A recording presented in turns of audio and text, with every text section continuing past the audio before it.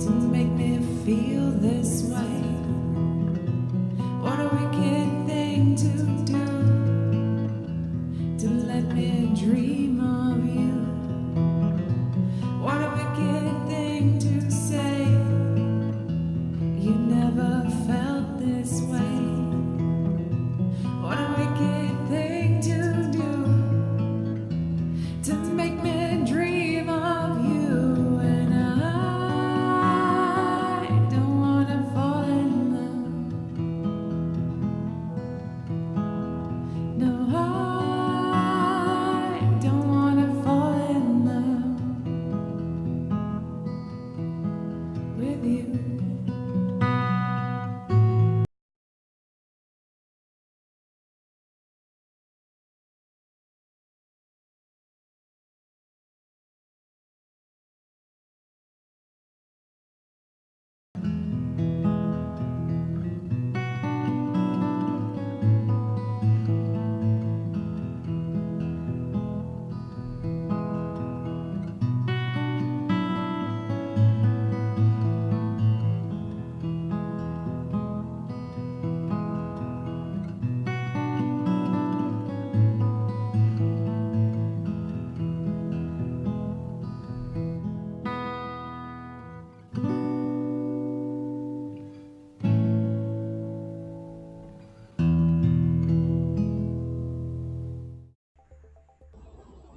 Hello, welcome back to WebDM. I hope you're all having a great Sunday. We're here again with a new episode of The Lost Girls. Welcome to New Amsterdam, which is our hashtag. So if you like to tweet about the show, use that hashtag so I can see your tweets. Speaking of, there is a tweet that you could retweet to help share that we are live with our vampires in the 80s. That should pop up in chat at some point, so keep an eye out for that. First, what I'd like to do today is go around and say, how are you? Who are you? And who do you play? So let's start with Susie. Sorry, I was retweeting the tweet. Hi, I'm Susie. I'm pretty good. Thank you for asking, Charlie. How are you today? I'm good. I just got done playtesting a spy game, which was very fun. But yes, I'm good. Cool. Who are you? I play Jessica. I'm the one that gets everybody into trouble and may or may not have been on television recently as a wanted missing person, and also people may have spotted me running around covered in blood. But hey, that's neither here nor there. So, you know. There are no consequences in this game. What are you talking about? No, it's fine. And Emma, how are you doing today? Oh, Charlie, I'm doing terrible today, but that means that this thing is going to be definitely the highlight of my day. There's no way it'll get any better than this. And I'm so happy for that. I am very excited to go to work and bring hopefully one of my vampire sisters to work with me as I play May, the definitely not communist spy lady vampire. Yes. Great. Well, I'm glad that we can be a highlight, and I'm going to work hard to make sure that we're a really good highlight for you. And Lindy. Hi, I'm Lindy, and I'm going to be playing Ixis, who has her first day at a job ever, and it's a pet store, so she's super excited about it. I can't wait to see how that goes. I'm not going to say terribly or wonderfully because I have no idea, but it'll be fun. So yeah. Awesome. You do good? Yeah, I'm doing good. Doing spiffy. Busy, but good. Good. And Kiana. Hello. You may notice I'm in a different spot because I am back at my parents' place for reading week. So I'm doing okay, and I'm excited to be back here in the 80s with my lovely vampire crew. Al is going to be doing something today, probably going to go alongside with May to her work and figure out this weird supernatural science bullshit that's going on, because that's her thing. So, try to do that. I like it a lot. And Anna, how are you doing? Hi, I'm doing good today. I'm looking forward to Ephemera finding out some information on Jessica. She's super interested in some things that happened last time, about some things that slipped. Needs to talk to May, possibly go look at some books, which is her favorite thing to do. It is. It's part of her character sentence, is it not? Yeah. Would rather be reading books, I think, is the Exactly. And yes, we are playing Cypher today. We've got a slight modification. We call it Vamp Cypher. Instead of the 3 pools, we've condensed it down to 2 pools. The majority of the points going into the blood pool, which enables all of the vampires to be supernatural, and the remaining points in their humanity pool, which can be lost when they do terrible, terrible things. Yes, we are using a real dice today, so you won't see any rolls up on the screen. We'll do our best to call them out and explain what's going on. If you were looking for some real dice, why not check out the wonderful Tabletop Loot, who are WebDM sponsors, and use that WebDM15 code for 15% off. If you'd like to join in our game today, we have a few interactions. Firstly, thank you for the retweets. I've seen them going on. Keep that up. That's amazing. And I appreciate so much your tweets when you comment on the show and things that you're liking. And yeah, I appreciate those a lot. So thank you for those. You can donate 300 bits or $3 to give any of the players a reroll, which is very useful in the Cypher system and can literally change a whole game. Furthermore, for $10 or 1,000 bits, you can give a gift or a distraction. These are akin to ciphers and GM intrusions, but they could be gifts such as Ixis's cat, which was crowdfunded last week by chat, or a distraction like Spoopy Shadowman, which I appreciated very much in the first episode. Finally, we will probably have a viewer question, which I will speak aloud and post in chat, and you can submit answers or suggestions, and you can contribute to our world, such as the Happy Fish Diner, which is now on the boardwalk, and of course the Happy Fish Pet Company, formerly known Petcetera. Happy Fish is taking over the city. I am sure that's not going to become a plot point at any stage. And not to mention the boardwalk's famous key lime churros, the tastiest of snacks. Ooh, I've just had a message from Emma. Emma, let's talk about this really quickly. You got a gift last time, which I did. is going to be a gun. Yes, Tell me more I about have a sneaky, definitely not spy gun. I decided that the gun, originally I was thinking it was going to be in a briefcase, but I think I've decided that it is going to be an old school 80s cell phone. So you have the huge cell phone, and it's got a cord that goes down to a battery pack that you have to wear like as like a fanny pack, and the gun itself is on the fanny pack. I like because it. if it was It's like there, hidden I in would be battery box. deafened immediately. So yes, that's I'm what now it is. envisioning that this phone is also a taser, and you know, this is something you and Alice have worked on. Sweet. And have into existence. Is that good with you, Kiana? Awesome. Awesome. So thank you very much, chat. So keep an eye out for those opportunities. The donation is down below if you would like to join in that way. If not, thank you just for being here on this wonderful Sunday. Next Sunday, we are taking a week off, but keep an eye out on the YouTube for the WebDM Plays channel, where the VODs go, and there are other wonderful shows on this channel, such as Starward Bound on Tuesdays, and The Land Between Two Rivers, which I think is Thursdays, and Unearthly Twilights, I believe, is the Wednesday Invisible Sun show. Yes. Look at me, I learned something. So, let's get to the game. That's enough of an intro. I'm done with intros. Imagine, if you will, a large TV. Great black box, which descends backwards for about 3 feet, where all the electronic cables go. The antenna poke out from the top, a simple array of buttons down the side, and it flickers. You can see just the edges of sunlight peeking in from curtains that are drawn. It's a simple lounge room, a living room. You saw this room just last week. In this room, a coven of vampires sat and discussed things that happened to them.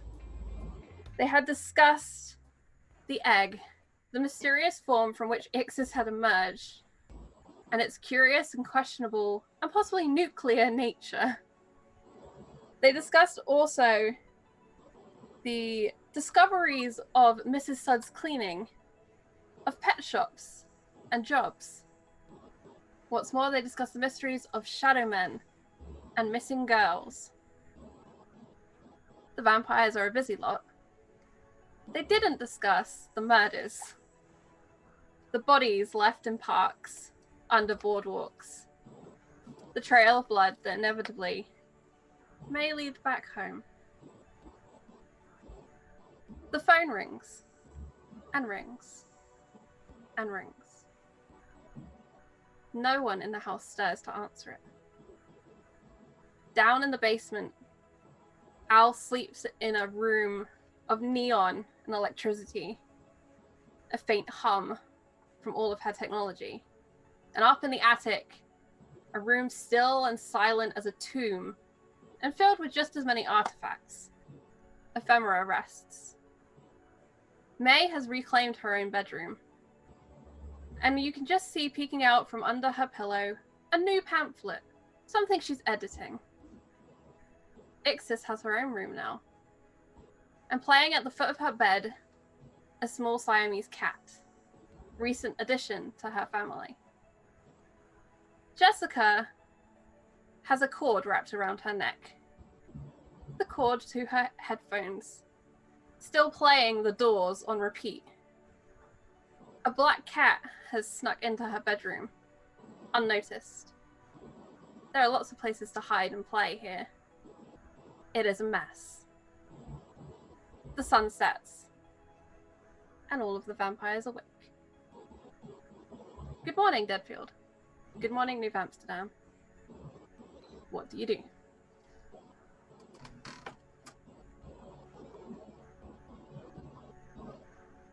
Who do we think would wake up first?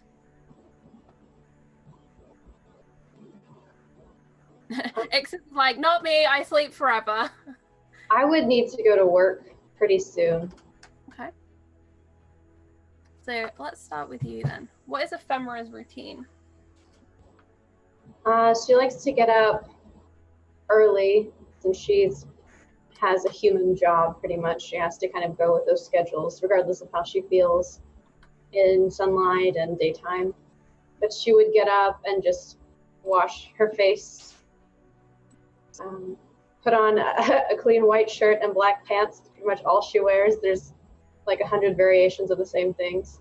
Maybe a jacket, a tie if she feels like it, and head downstairs. She probably has some, hopefully, blood bags in the freezer, just for like quick access in the morning. And finds her giant, awesome, all black Jeep and takes that to the museum. There is, of course, a slight scuff on your bumper where you had collided with a meter on your way to the museum that first day when the egg cooled to you. And she'll look at that with like a little bit of annoyance and think that she needs to get that fixed soon. She doesn't like any scuffs on her perfect vehicle. All right, and so you go to work. Does anyone intercept Ephemera this morning as she busies herself? I imagine May would be one of the first ones up as well. All right, what is May's routine? She gets up, she goes to the bathroom, she files her fangs a little bit because it's like just a little bit every day, so you don't have to do a whole bunch. And she's going to work today, so she gets on her best 80's power suit and her fancy scarf, and puts her hair up. I imagine she paints her nails, but I can't do that. But she does that. And then she would probably get out. She eats at work. They have a nice breakfast spot at work. So mostly that's what she's doing. She's kind of puttering around. She probably does some sort of cleaning. Okay, and I'm going to say that your nail polish is called Femme Fatale Red because it amuses you. Nice. I like and it. it's that very classic bright cherry red. Okay. And you have a special arrangement today to take Al with you to work. I do. So I'd probably head down there and make sure that Al is ready, and I will bring an assortment of suits to wear. Yeah, good thing, because Al has nothing fancy in her closet. No. Well, you need something to just bring you up a little bit. She'll knock on your door nicely at first and say good morning. No answer. And she'll just let me in. And she's not going to actually go in. She's going to make you get up and open the door. Yeah, so after like a minute of just too long, eventually the door opens. Yeah, what, huh? Good morning. You ready to go? Oh shit, right. She looks down at her clothes, which are the wrinkled like black button up, which definitely have some stains of some form on them. I can in like 2 minutes? Give me 2 minutes. The bus leaves in 20 minutes. I've got you. I have some options for you if you want. This has medium shoulder pads. This has high shoulder pads. I think you can pull it off. Do you have any heels? You're gonna need some heels. No. I've got some of those if you need them. If you don't, Karen is not going to have it. She likes her temps a certain way.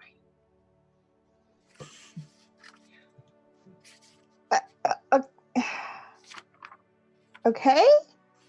Yep. Cool. Thank you, Gemini. Yeah, I will give you 2 minutes. You can run a little comb through your hair. I've got some scarves if you need them. It's always a nice touch. We'll see after and she'll like take the suit, like close the door. It was only open enough for her to like peek her head through, so it's like, Great. May scampers upstairs because she's really excited to have Al come with her. And this is the second day in the row that May has had the opportunity to make over someone in her house. Ixis yesterday being gifted the wonderful velvet dress, which became the name of your kitten, I believe. A kitten which, hearing the stirrings of ephemera and May in the household, scratches at your bedroom door. It's hungry. It's been alone and awake all day, and no one has fed it. Oh, no. All right, well, Ixis would wake up. Be like, all right. Now, and she's going to pull, like, the back of the receipt, which has instructions on it, like, written, like, feed cat twice a day. Make sure cat has water. She's like, all right, well, you need food. So she'll go down to the kitchen, like, open up a cabinet, pull out the cat food, get a bowl, and just... I don't know how much you eat, so we're gonna experiment until we find out. She's just gonna fill it up and set it down for Velvet, and then watch and see how much Velvet eats. Okay, and as you watch the cat, or rather the kitten, is that awkward kind of lanky stage that cats go through before they hit their final form. Front paws go up, and she attempts to climb the mountain of kibble. Eventually kind of sitting on it and just leaning to the side and just quite content with her lot in life. You also would remember the smudge on your list that says the kitten requires medication. Oh, that's right. Pills! I know how to work pills. And so I'll get out the pills, a little packet of pills. I'm like, all right. And I'll go get a little cup of water for the cat. And I'm going to pick it up and be like, all right, so you're going to have to swallow these. You've been taking this medicine so far, so I'm going to assume you know how. And I'm going to, like, put it in its mouth and then hold the cup of water for it. The cat just shakes its head, tries to get you away from it. Nope, you gotta take your medicine. Kind of is just left in the kibble. And Ephemera's kitten appears out of nowhere, black and fluffy Persian cat. And they begin to kind of over this bowl of kibble as Velvet does not want to share, and nor does the fluffy black kitten. Oh, I can fix this. I pull out a second bowl, and I fill it up with a mountain of kibble, and I put it in front of for the little black kitty. And naturally, they both still want that first bowl, despite the second being pretty much identical. And I'll pick one up. I'm like, you go here, and then you go here, and then I'll sit in between them. And as cats will want to do, they will lose interest in the bowls and wander away, only to come back again and continue their squabbling. But eventually, a breakfast of sorts is had by the cats. Good. Ephemera, would you like to have left the house by this point, or would you like to still be here? I can still be there, probably in the kitchen. I did have that kitten in my bed, but knowing her, she probably doesn't think, oh, I need to feed this cat. It's just a thing she got spontaneously. So you witness Ixis and the wrangling of the cats and the delivery of their breakfast and the poor delivery of medication. And you also would have had May go down to Owl's room. I imagine your freezer is probably in, like, outside the basement. It's in that area because it's cooler down there. So for some reason, you know, it takes less electricity if it's down there. That's the logic of vampires. It's in a cooler space, therefore it takes less electricity to keep it cooler because it's a freezer. So if you wanted to go down and grab your bags, that would be where you'd go. Jessica, your entire household is awake. Your door has been opened by a cat, most determined. And finally, your cassette player has run out of batteries. That's the signal for you to wake up. The absence of sound. Yeah. I'd still fight it though, you know, put his pillow over her head, like, oh! Maybe shout at the house or just be quiet, everybody. And then, no, eventually, like, roll out of bed, like, garrot myself with my headphones. Good job, I'm not alive. That would have been bad. She gets showered. She's still in, like, the t-shirt and boxers that she was sleeping in. Just eventually just, like, make her way downstairs, like, sup. Alright, what do you all do?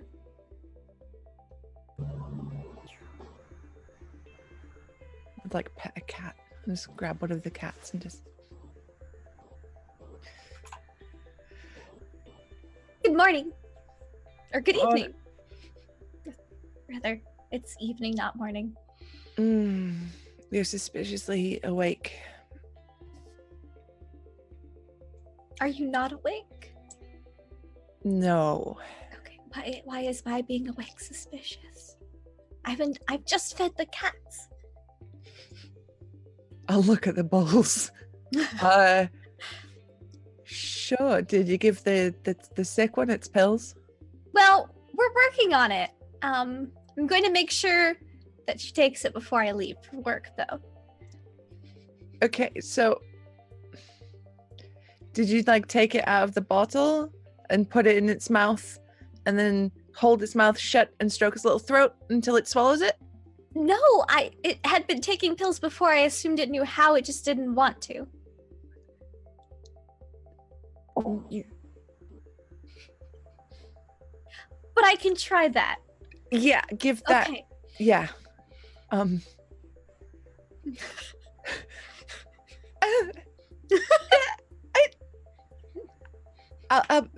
Yeah. I'll just walk away.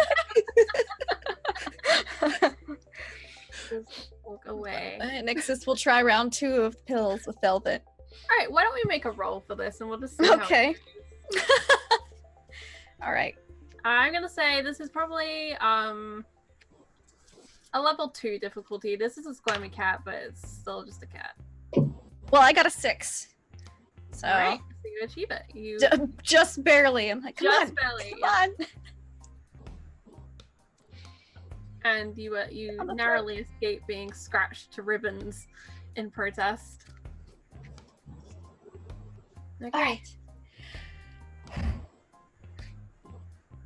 And then I'll probably get ready for work. Awesome. So you all get ready for work. Are there any scenes that anyone would like to play out before you go to work? Any conversations you'd like to have?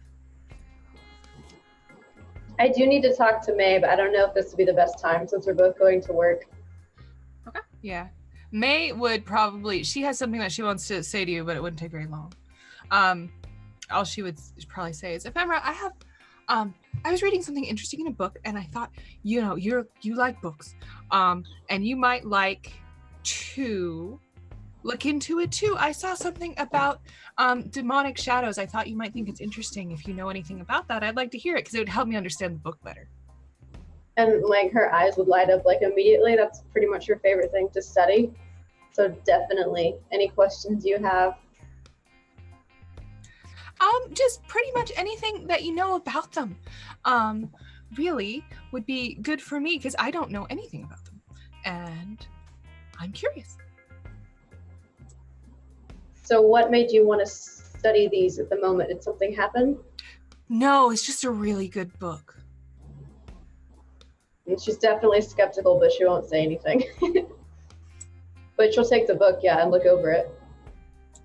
Oh, I don't have it here. I was thinking about them, and I thought that if you wanted to know about, if you had anything that you could look up, maybe we could do like a book group later. Definitely. Awesome. May makes a mental note to find a book that mentions shadows at all. Very good. I think Ixis would try to find Jessica before leaving. And Ixis, she would have had just been mourning. She's got new old clothes on, so they're still white and they're still not in fashion, but she has color on her face now, and she's like, so you said my makeup was not sufficient. So I noticed that everyone else wore a lot of color, and so I tried that this morning. How is it? It's actually better, yeah. It's a bit weird, but we can play that off as pushing the boundaries, like some avant-garde stuff. Okay. I like it. Okay. Like, right path. More color. Doesn't matter where you put it. Just get more color on. And the more pink and red you get on your face, the better. Blue is very in right now. So you find blue, get that blue on there. Big bright lips. You want everybody to be looking at those lips. Why? You've got pretty good lips, but it's a thing. Okay. So yeah, just get makeup, shove it on your face. Maybe after work or tomorrow or something, we could try more makeup or go shopping.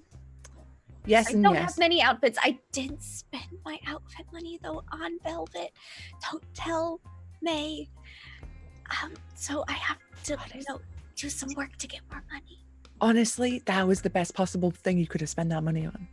Okay, I completely agree. Yeah. So when next you've got free time off work, whenever, just let's hang out. We'll put some shit on the TV. I'll get some beer in. Put that on the TV. Put some makeup on. We have to clean it off. No. We're gonna work on idioms and phrases and things people say, because that's one thing that's definitely gonna make people think that you are the alien that you are. Oh no, so, but I'm not. Vampires aren't aliens. No, but you kind of got this Mr. Spock vibe going on, and people are gonna pick up on it. Who's Mr. Spock? Oh my god. I'm gonna have to teach you many things. Okay. Well, is there anything that I should completely avoid mentioning while I work today? I know that I'm supposed to talk about hamburgers. I'm hungry. I mean, yeah, hamburgers are good, but if you keep talking about hamburgers all the time, people are gonna wonder why you're not really fat. People eat balanced diets. What balances hamburgers? Salad. Everybody. You mentioned you eat salad and everybody goes, oh man, because salads are awful, but women are forced to eat them. Why? This is a whole other conversation about we'll bullshit patriarchal structures, but we'll get there. May might actually want in on that one because May likes that kind of stuff too. But yes, so if in doubt, if someone asks you what you're having for your dinner, salad. Don't mention that we drink blood to stay alive. Don't mention that we are vampires. Hamburgers. Cool. Don't mention being from the future. Nope. Or that you came out of an egg. It's a sleep pod. It's an egg. Other than that, just keep it to just like really benign day-to-day conversation. Like, hey, how's the wife? You know, Okay.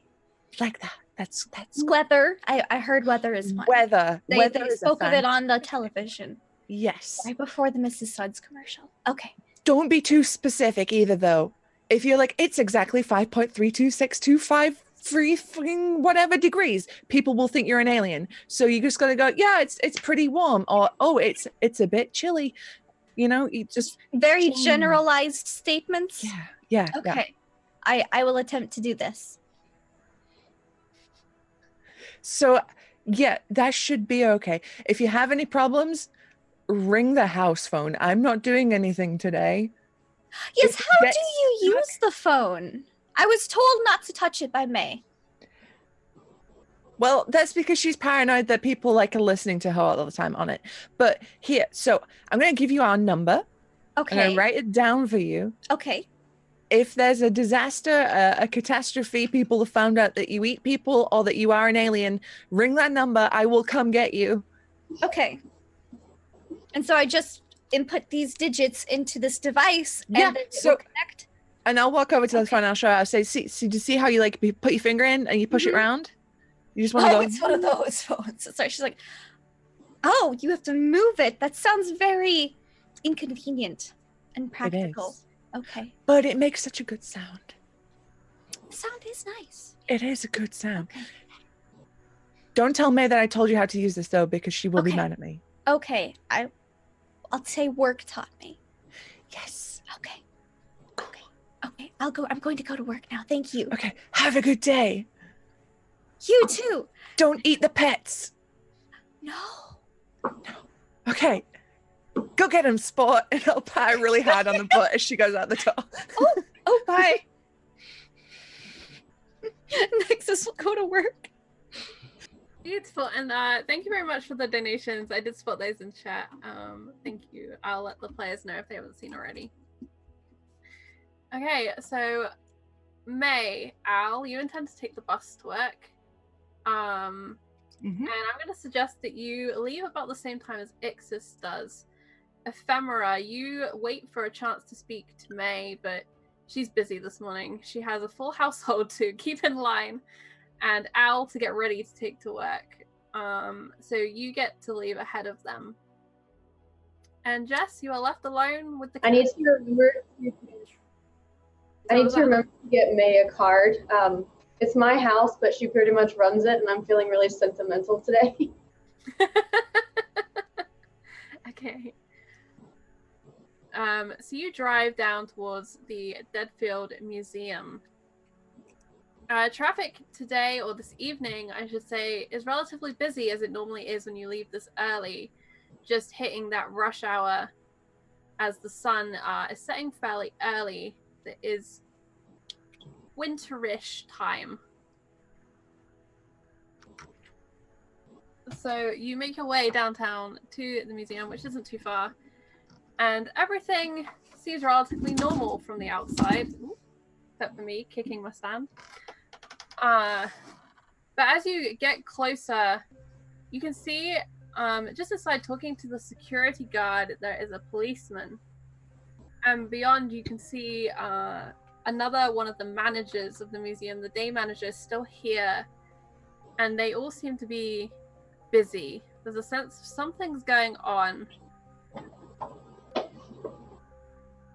What do you do? Is it something that I would know, like an event is going on, or do I need to see, like, maybe something happened? As far as you know, nothing has happened beyond the egg being here and Ixis coming out of it a couple of days ago. How did I There's explain that away to my coworkers that the egg is suddenly gone?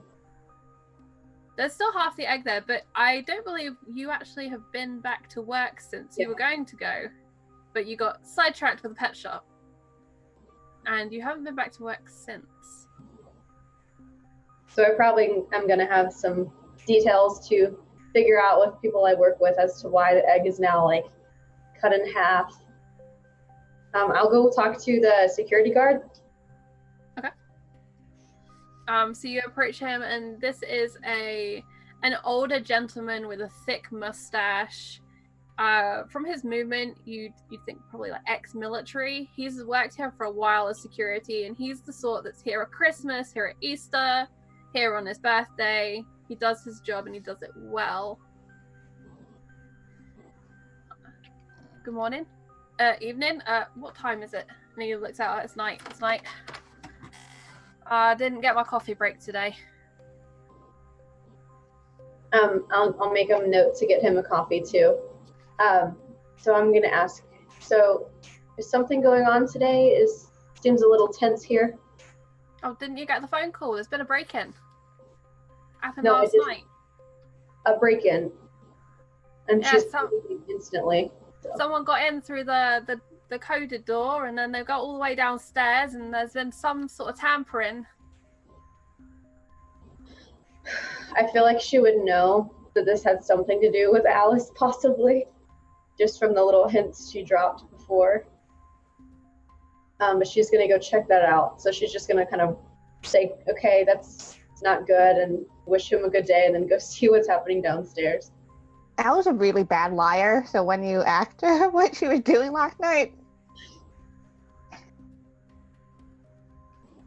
All right, and you... Sorry, go ahead. Oh no, you would have known that something was up. And indeed, when you get down to the vault, the day manager having waved you to go through and go down, you find there are 3 men in moderately expensive suits surrounding the egg, which has been cordoned off. There is a police officer there as well, and your good friend Lamora from the bookshop is here, which is strange to you. Mm-hmm. So I would definitely approach her first and try and find out why she's in my museum when we haven't talked in a couple days. Oh, F, there you are. I can't tell you. And she's trying to turn you away from the assembled authority that are here. I came because I needed to speak to you. What's going on? Is something wrong? And she's about to speak and about to say something when the police officer comes across and says, could I have your name? I assume you work with the museum. I'll barely acknowledge him, but I'll just pull up my badge and kind of show it to him and brush that off. Well, it's good you're here. We need you for the report. Your staff are reporting a theft or a tampering with the sculpture. And the 3 gentlemen in suits are kind of stood slightly off, and they are all regarding it in a very considered and serious manner. Is something missing? Did something get stolen? What happened? Well, we had a report that this was a whole egg, and apparently half of it is now missing. The doors appear to have been tampered with and disabled. The code's changed to 1, 2, 3, 4. And she's like, damn it, Alice. Do we have security cameras here? Well, that's the thing, is it seems you did, but they have also not appeared to work. They just recorded static. Okay. So Did as you far as mention you an know, Alice? Is that someone I should know about? no, that's just a nighttime cleaning lady. I was thinking about how she might have possibly tampered with it. It's no big deal. It's definitely not a big deal. Don't worry about that name. He writes it down in his notebook anyway. Is it? Unless you would like to make a roll. Yes, Use some please. vampire powers to make him forget the name Alice. I do have that thing where, what do I call it? Compulsion? Yeah, I have a little bit of that. Okay, hold on. Okay. 17. Something, yeah. Easily you can compel this man. What is your exact instruction with your compulsion? You misunderstood me. I didn't say Alice. I just said, damn it, what a morning. And he looks down. Must be thinking about my girlfriend. And just crosses it out. Must be. I'm sorry you had a morning of it and you had to come to work to find out this. We'll do what we can, of course, and they're from the FBI. You might want to talk to them. Thank you so much for your help. And I'll go to the men in suits. But I need to talk to Lamora, so I'm just going to grab her by the arm and kind of drag her with me. All right, and she'll go with you. And you approach the gentleman in suits. What do you do? Gentlemen, I was told I needed to speak to you. This is my domain. Basically, this is my lab. I run this place, and I haven't been told of anything. I was told I was given a phone call, did not receive this, so I need to know exactly what's going on. We've come down about your discovery. Can you tell us what you found out about it so far? All I know is that there was some tampering with the code. It was changed and... No, not the code. The object.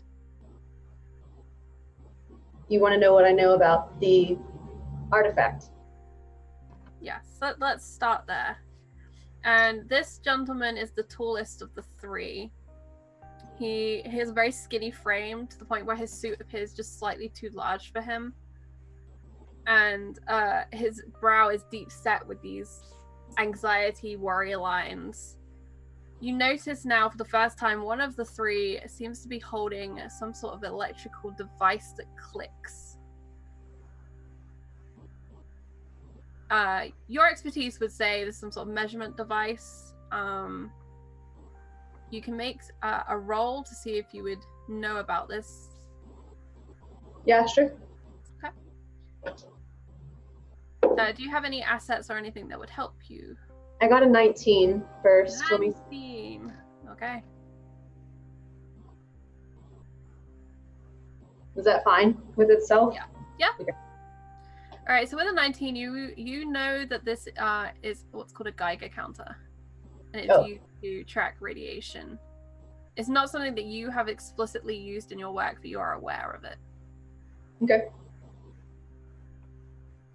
And it does appear to be clicking. Yeah, it's going off towards the artifact. Okay. So I will ask him, did you bring this intentionally or did you bring it after visiting the artifact? We hadn't studied it for radioactive qualities, so I was curious as to why you have that with you. Don't worry about that. It's just a device. What have you found? What did you check it for? That definitely annoys her, but she'll just like let that slide this time. So far, we know very little. We dug this up a couple months ago. It just seems to be in incredibly pristine condition for as old as it should be. We've been studying it for months and we don't have much information. I have a few notes to give you, but so far we're as lost as you seem to be. You haven't reported your findings anywhere? We haven't had any substantial findings to report, and to whom I wouldn't know to report anyway. Good. Well, we'll take your notes and we'll be taking the artifact into our possession. That is going to be a problem. It's a matter of public safety, I'm afraid. In what possible way? This is an artifact. Why are you taking it? Well, we'll start with the radiation readings, and I think that will be enough. Can I try compulsion on him? You sure can. This is when we get like a 3. Let's see.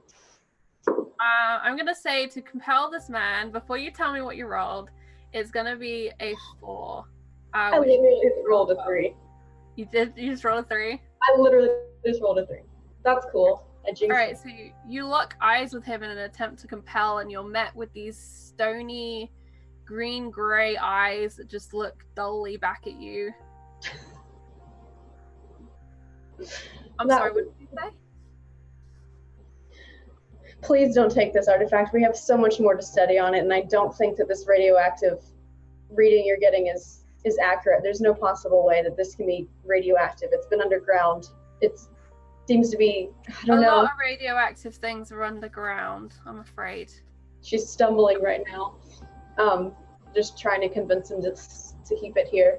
Lamora noticed your attempt. She saw the gaze that comes over you when you compel someone, and she places her hand on your shoulder to suggest just let it go. Gemini has donated a reroll to Ephemera, so I will let you take another stab at compelling this man. All right, different die this time. So again, it will be a level 4, which is a 12. Can I use, let me think. If you have an asset, you can decrease the difficulty level, or you can spend blood points to decrease the difficulty level. I'll spend 2 So blood. multiples of 2, so that would drop you 1. So I need a 10? It'd be a 9. A 9. A 9? Okay, I'll try that. Okay. Got a 2. So, Thank you for the reroll. Sorry I wasted it. and you'll need to deduct those blood points as well. Okay. So you try again to speak, but before you can even get your plea or your instruction out, he turns his back on you and moves away towards the other 2 men in suits. Damn it. What is it? F? What is this thing? I know I can trust you, but definitely not here. All right. I'll meet you upstairs. And she'll go back towards the elevator. She stops briefly by the policeman, but after a quick chat, she's allowed through and she rides up. And you are still down here with the policeman and the 3 agents who have 0 interest in you now, as they discuss how they're going to get the half egg out of here. So she's definitely in a state of panic at the moment. That did not go well. She knows she's kind of off her game after everything that's been going on. Usually it's super easy to compel people, but they're pretty strong-willed, being FBI agents, I suppose. Is there any way that they would know of the existence of our kind? You don't know. Okay. I just want to know. I want to make sure you know I was trying to compel him. In matter, for your sake, in matter, it's entirely possible they may do. Okay. You wouldn't know in character, and you don't know specifically. Okay. I've just never had a compulsion go that poorly. Mm-hmm. It hasn't, so she's... So, yeah, that would be a reasonable concern. Like, what? Yeah. Okay. And I'll go upstairs. Okay, and you journey upstairs, at which point we will cut across town to a bus that pulls up outside a government building.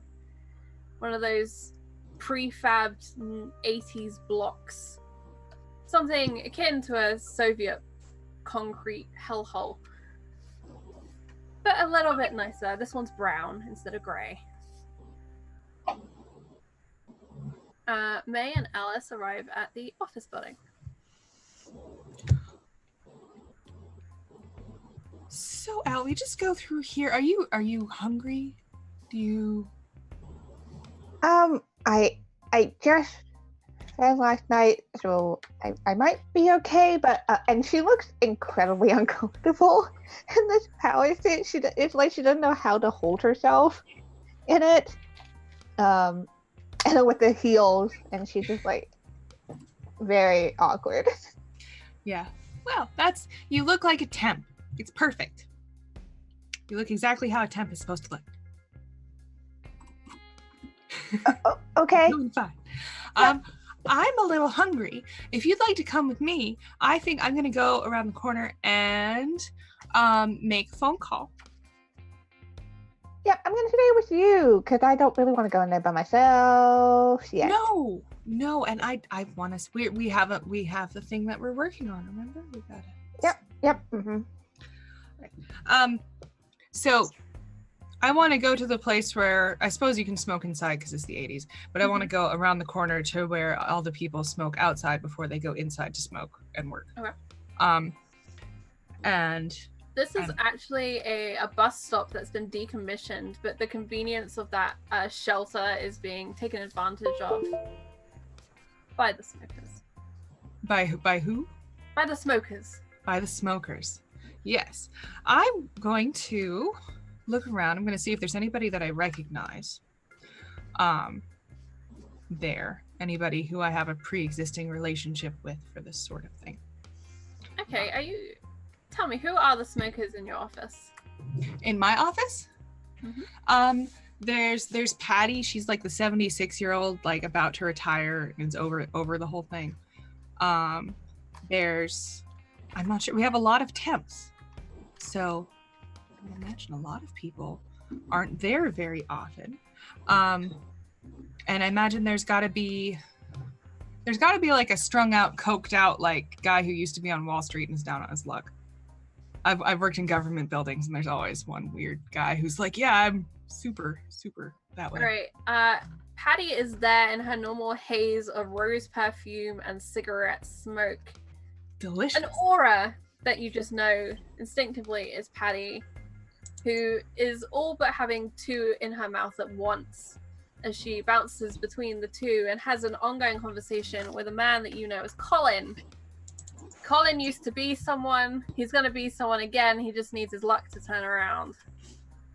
There is also a temp who is just to the side and, much like Alice, appears very uncomfortable in the clothes she is wearing. Her skirt is just slightly too tight. Her shirt, you can tell she's rearranged because she's probably stained it with some coffee or something. And her day is not going well.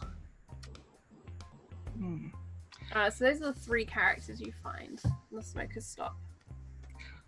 I'm going to go up to Colin, and I'm going to have a cigarette out, and I'm going to just look at him expectantly for a light.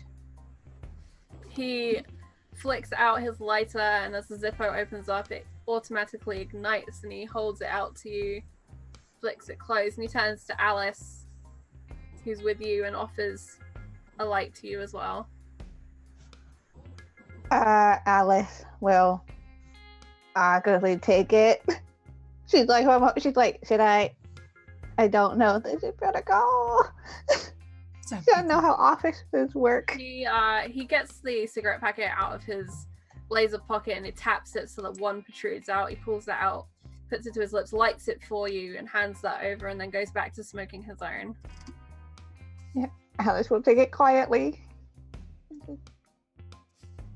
Smoke really awkwardly in the corner. Where the fuck you been, May? You missed all the fun. What? Fun? Nobody's having fun here. Well, What? You're right. You know who isn't having fun is Jack. Jack? What did Jack do? Well, I'd like to know, because I'd like to know what brings the FBI agent down to our office. Jack, you would know, is your boss. Okay. They came and got him yesterday about 4. They took him? And then today they came back for all his paperwork. All of it? Is Jack... Did they tell anybody anything? I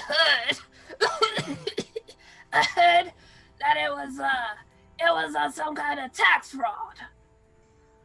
Tax fraud? We took an oath. What are they doing? Nothing's sacred anymore.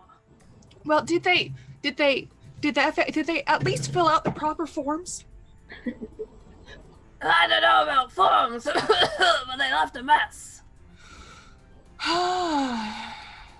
That's very upsetting.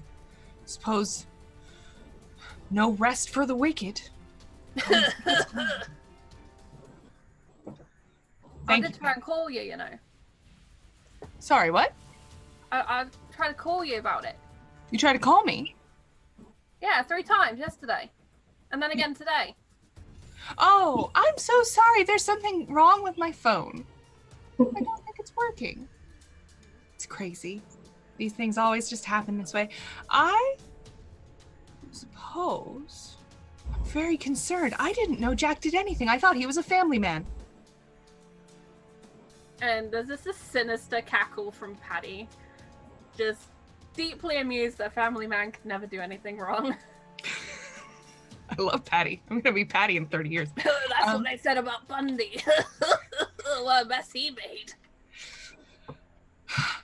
Do you think he was taking people and doing things to them against their will? Oh my God. Bundy? No, Jack. Oh. You got a signpost when you change conversations. I didn't think I was, Patty. Well, thanks for the info. I guess I'll see you guys on the inside.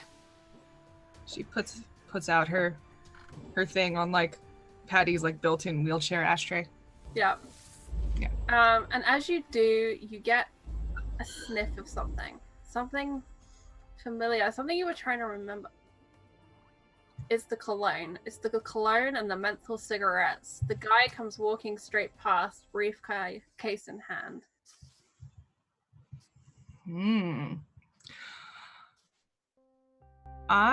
In that case, May's attention is completely on this guy.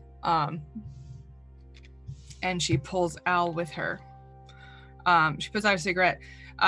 She goes to walk out in front of him. She tries to run into him. Okay. Why do you make that roll for me? Are you trying to do it as an act? You want it to make it look accidental, or are you happy for it to look intentional? I would like it to look accidental, but if it doesn't, that's okay. Okay, well, we'll make the roll to see if we can kind of deceptively bump into him. Okay. I'm going to call this difficulty of 2. All right. He's not paying that much attention. Okay. I got a 6. So good. There you go. Perfect. So you collide with him. He's, hey, where the fuck you going? And he's like straightening up his suit. Excuse me? I wasn't the one who was barging through here. What are you, mister? Least you can do is give a lady a light. Oh, and he looks genuinely taken aback by you calling him out and then asking for something. Sure. Yeah, I'm sorry I walked into you like that. He pats himself down and he can't find his lighter. And then he pats his trouser pockets. And eventually he finds a box of matches. It's one of those rip-off card type deals. Strikes it for you. Old school gentleman. I like that. This is my friend. This is my friend Al. Good evening. You need a light too, and he's preparing to rip off another match. Even though he can see you've just got a fresh cigarette going. I'm okay. Like she's being very long on the side, and she's just like, I'm gonna try to stay quiet to not fuck it up.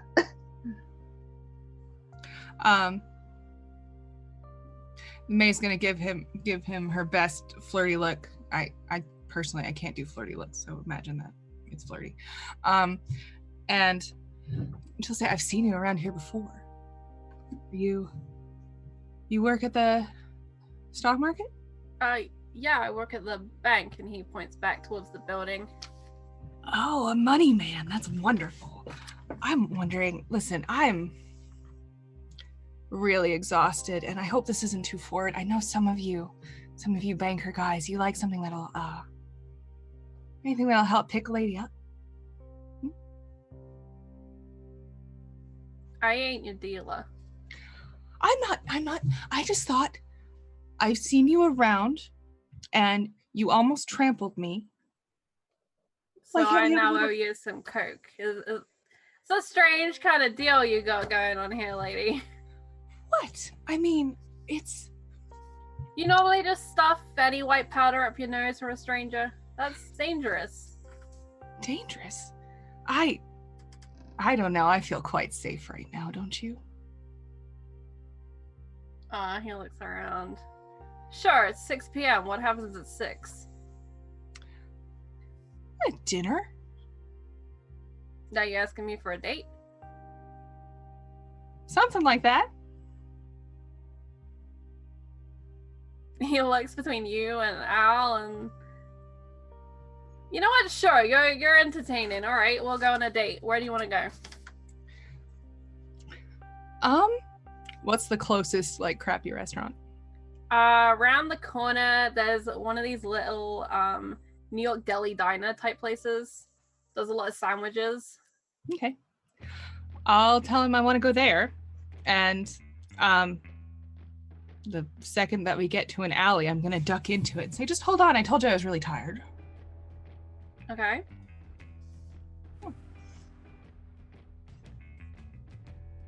I'm not sure exactly what you're. The deli's this way. Come on, it's just you never made a little pit stop. I'm confused. Do you want to piss or fuck? I mean, what do you want to do? And he looks kind of sheepishly over his shoulder and follows you into the alley. Okay, tell me what you do at the bank. And now we're on a business instead of pleasure. I'm real confused here. I'm just curious. I like guys with power. And he puts both of he drops the briefcase down by the wall, puts his hands on your waist and pushes you back towards the alley wall. Okay. I'm going to get my cell phone out. I'm gonna take the shit out of him. You know what? I think we're gonna need a roll for you to get your cell phone set up and going. Okay. You just left your temp behind. This is brilliant. Okay, cool. Let's see. I'm gonna say this is a real kind of fiddly. He followed you and you kind of had it set up, but he kind of grabbed you and you weren't quite prepared. So I'm gonna call this difficulty of 4 to get to the taser, get it turned on and flickering, and to tase them. All right. I am definitely going to put a level of effort into that. Okay. So that'll be 2 plus points. All right. And that's fine. I'm gonna get them all back in just a minute. Hopefully. That was a natural 20. So yeah, you flick the phone out of your little fanny pack arrangement. So the phone hangs there with the battery pack and you flick it. The little antenna comes out and you push that little side power button and you almost see like a neon transformer, just the waves of electricity running up and down the little antenna. Mm-hmm. But you have to find a flash spot. This doesn't have the needle accessory to inject with. But you have all the luck, as with his hands on his waist, his arms are nice and low, and you swing it up and you get him right in the face, just under the chin, and the electricity jolts through him. Okay, maybe another roll. Am I looking for a target number? Yes, you want to roll above a 12, so level 4. Oh. Okie dokes. Cross your fingers. I totally dropped my die on a bunch of other things and now I can't find it. 15. 15, all right. So with that natural 20, you can give 1 point of XP to one of your fellow players. Ooh. Because we like to celebrate natural 20s around here. Yay! I'm gonna give it to Al. All right. Who's awkwardly waiting. So Kiana, make a note of that. And with your success on the second roll, you have a choice between whether you lethally damage this man or whether you just stun him. At first I was gonna eat him, but he really does seem just gross. So I think I'm just gonna kill him. All right. Just because. With that contact of that antenna straight under his chin, the jolt of electricity goes all the way straight up into his brain, rattles around a little bit and goes down his spine, and he falls quickly limp in your arms. You know instinctively, being this close, that his pulse has been cut short. Okay.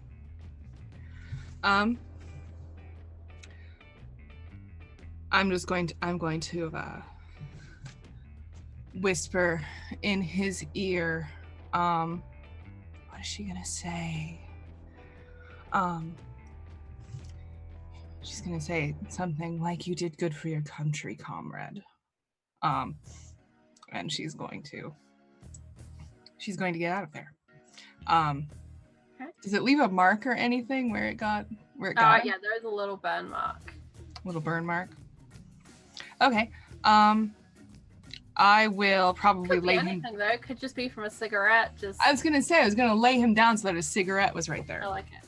And yes, I'm going to get myself a little tousled up, and sort of stumble out of it and look very sort of like concerned and upset, but trying to like get myself together and hurry back to Al. It's so awful what happened to this poor man.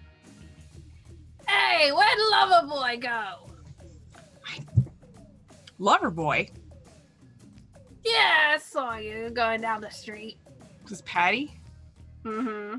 Just goes, "Oh, Patty, your crazy stories. Nobody believes you."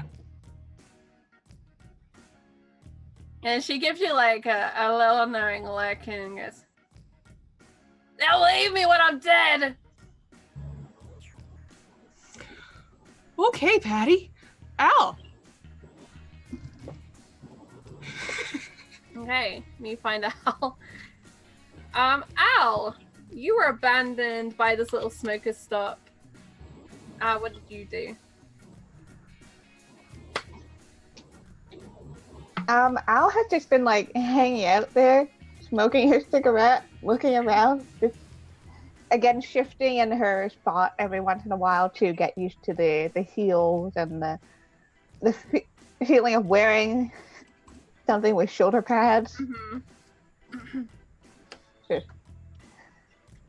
She's normally not the smoothest person on earth, but today is even worse. So I imagine Colin has tried to make some sort of conversation. You know, what's your name? How do you know May?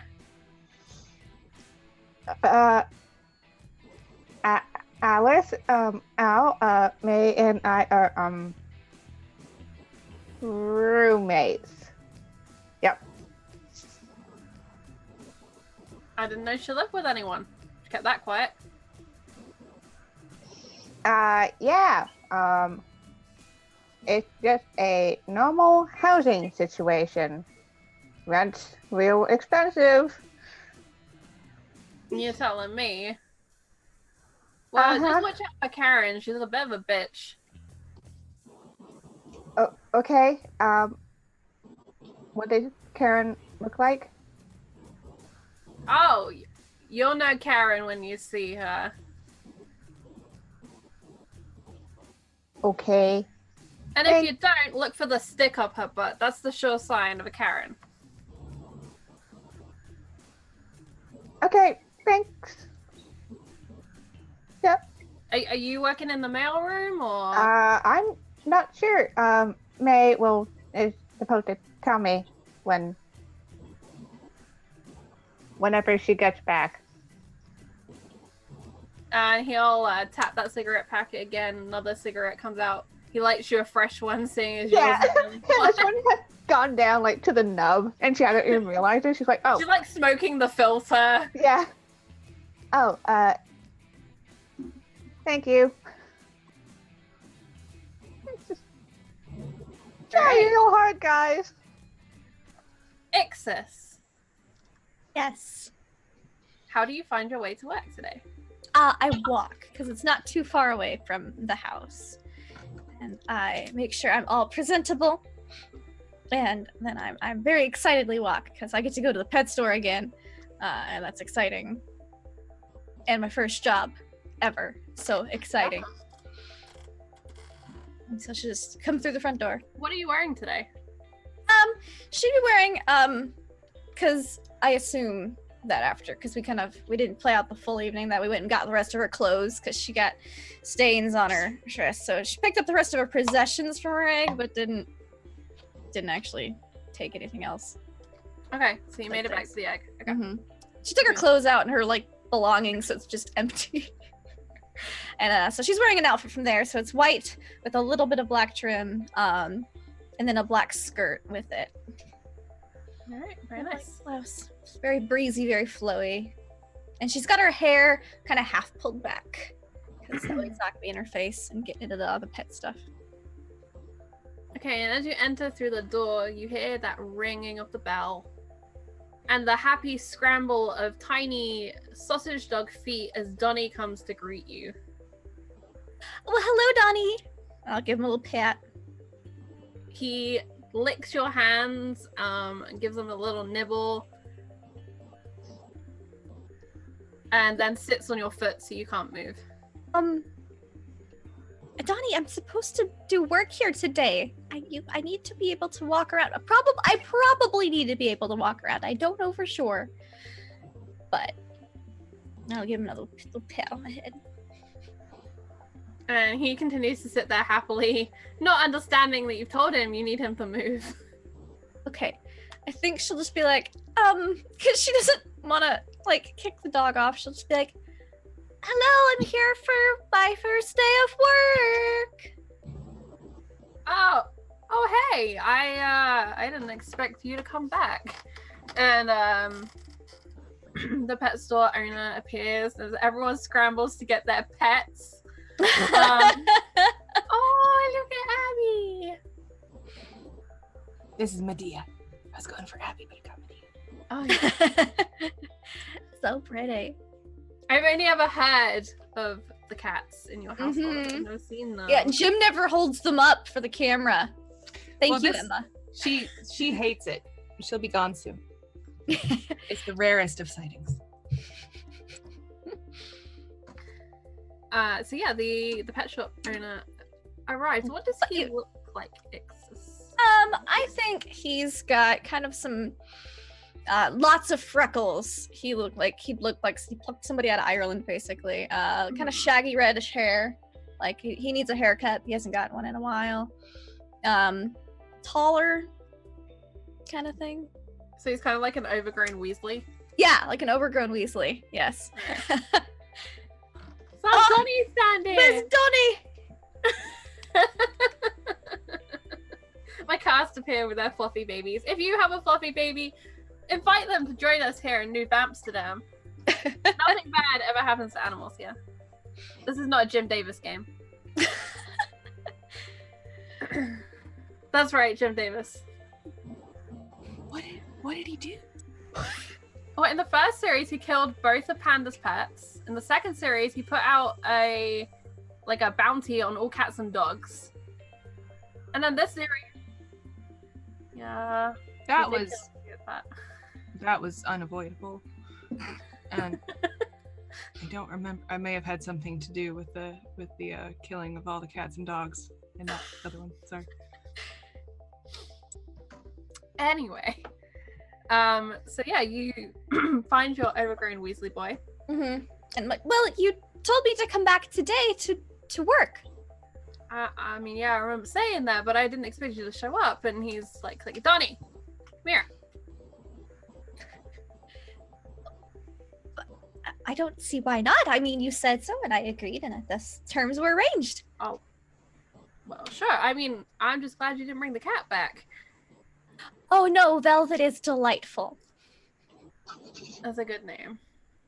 At which point you notice that Polly is sat on top of one of the cage crates, and she kind of looks up at you and makes some sort of kind of noise that cats make. The little trill.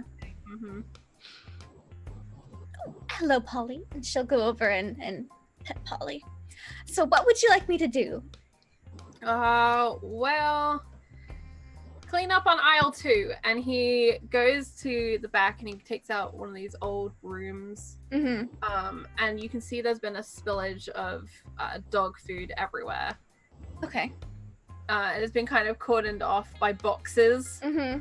Donnie is very interested when you guys go over there because he thinks he's about to have dinner. All right. So Ixis is not used to actually having brooms and mops and stuff. His Roombas take care of all that in the future. But while she was watching TV, she saw Mr. Clean commercial. And so she knows this. She's seen it. She's seen how this process works, and she feels that she can emulate it. And when you're done with that, the cat litter could probably do with changing, and Okay. I'll show you how to do the fish tanks, I guess. Yes, I would love to know how to do the fish tanks. He's completely thrown. He genuinely had not expected you to show up today. Sure. And he leaves you to the sweeping for a little while, and then he comes back. And he's laying out some fresh newspaper in one of the cages. So, what's your name? Oh, Ixis. It's a pleasure to meet you. That's a nice name. Thank you. Polish? What? Your name? Polish? No. I'm sorry. I didn't know it's- anything about names. It's fine. I don't know anything about Polish. Oh, well, that's fair. So, you live around here then? Yes, I live in the general area. That's The good. weather is quite cool today. Yeah, it is kind of cool today. And your friend, she lives with you too? Yes, she is one of my roommates. That's nice. It's nice having roommates. It's very much not lonely. I enjoy it thoroughly. Good. Do you have any roommates? I used to. He moved in with his, not so long ago. So yeah, it's just me now, and Donnie and Polly and a couple of other friends. Well, that sounds excellent. All right, I'll let you get. I'm sorry. I'll. Oh, it's fine. I am almost finished with the sweeping. Cool. The trash is just out the back. Just go through that back door where we were and you picked up velvet. Yes. And there's another door. Go through that. Just prop it open with the breeze block, or you'll get locked out and you have to walk all the way around. Okay. And she'll take the bag and she'll walk through the door and then she'll look at the second door and be like, what's a breeze block? She's gonna look around. All right, and you see that threadbare kind of pea soup colored armchair that was back here. Mm-hmm. Various boxes for various kibbles and that sort of thing. And then down by the door, you see this gray brick with two holes through it, slightly strange shape. I don't see anything labeled breeze block. So she's gonna like set the bag down and push open the door and see how heavy it is, and then look at the objects in the room and see what she thinks would like keep it open and not fall off. And then she'll prop it open with that. Probably the cinder block. And then throw the garbage out and come back in and then close it and lock it up. I would like you to make a check for throwing the garbage out. Okay. This is one of those large industrial skips, and you have to heft a heavy bag up into I this thing. got a 9. Okay, with a 9, yeah, you managed to swing it up and in. And the I bag know that feeling. on the way in. Gotta get that momentum. Yeah, swing it a couple times and then yeah. It lands in. And in the alleyway, you kind of hear the skittering of something. I look for it. Okay, make me a roll. I'll say a level 4 to find it. Oh, I got a 13. Okay, so you do it. Oh, cool. Yeah, that's right. Looking around, there's the old cardboard boxes that haven't been kind of compacted down yet, and there's these various bags of stuff from the shops and things here, and amongst them you find a bright white albino rat with a fat tail. Well, I saw Red mice inside the pet store, so obviously this is an escaped pet, and I'm going to pick it up. Okay. Make me a pickup check on the wild rodent. Okay. 16. All right, you manage it. It definitely tries to bite you a couple of times though. Oh, nope. And I will come back through the door and I'm like, I found an escaped pet.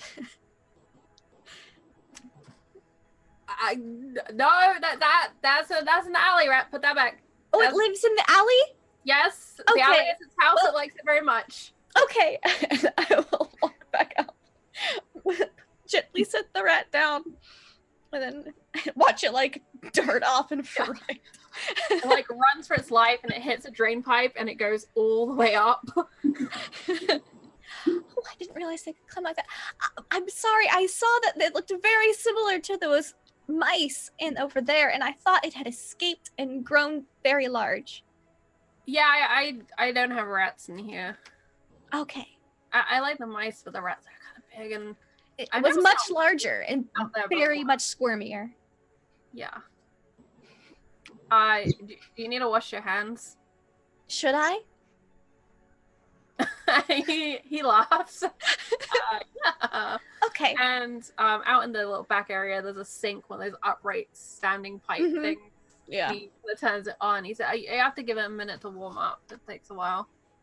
He kind of sticks his finger in a couple of times to test it. All right, go. It'll get real too hot in a second. Yeah, I wash my hands. He like pushes down on the little pump dispenser to give you some soap. There. My hands have been washed. Thank you. You're welcome. And he picks up the little rag for hand drying and passes it over. Okay, so what did I say you were gonna do next? Litter. Yes. All right, it's like the kibble, only it's in boxes already. You just tip it out, put some fresh paper in, go to the sack, put some new litter in there, put the tray back, rubbish back in the garbage. No rats need to come in. Okay. Yes, I can do all of those things. And then she will hop right to it. She's very excited. Everything she's doing has like maximum level of enthusiasm and curiosity. With minor sidetracking, as she looks at something, looks back, and then gets back to what she's doing. And he lets you get on with it for the most part, and he keeps giving you like more little odd jobs. Mhm. Occasionally, now and again, you catch him just watching you. This strange look on his face. Donnie spends a lot of time trying to supervise you until he is scooped up by the owner and put out the back out of your way. It's a very curious sight. Jess, you are home alone, Mhm. save for Velvet. And did you name your cat? Anna, Sylvia, after Sylvia Plath.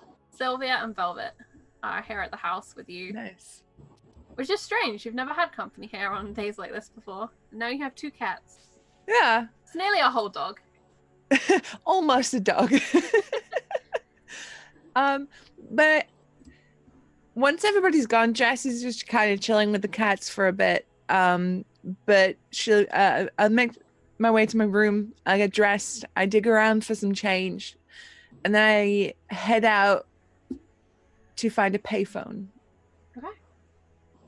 You would know where one is. This is your area, and you've lived here a little while. Mhm. And there's one just around the corner. It's one of those double pay phones where it's like the bank in the middle, two phones, and they've got their own little glass boxes. I feel like that one's a bit too close to home, so I'm gonna go to one that's a little bit further away from where I immediately Okay, live. so the next one will be in the subway station. I head to the subway station. Go down into the subway station. Remembering only just now that the last time you were in a subway station, you plunged the entire place into chaos and darkness. Yep. And you know that memory is a fun memory for Jess. Slightly less now that she knows people were aware of her running away with lots of blood on her with Darcy that one time. But yeah, so I'm gonna like try not to draw too much attention to myself as I sort of sidle up to a payphone. Okay.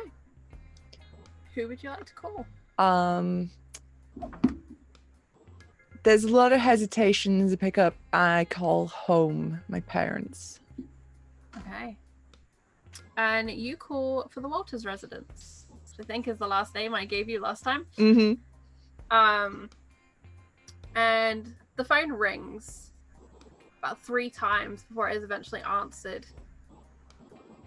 Yes, hello, Walter residence. You recognize the voice of your housekeeper, for lack of a better term.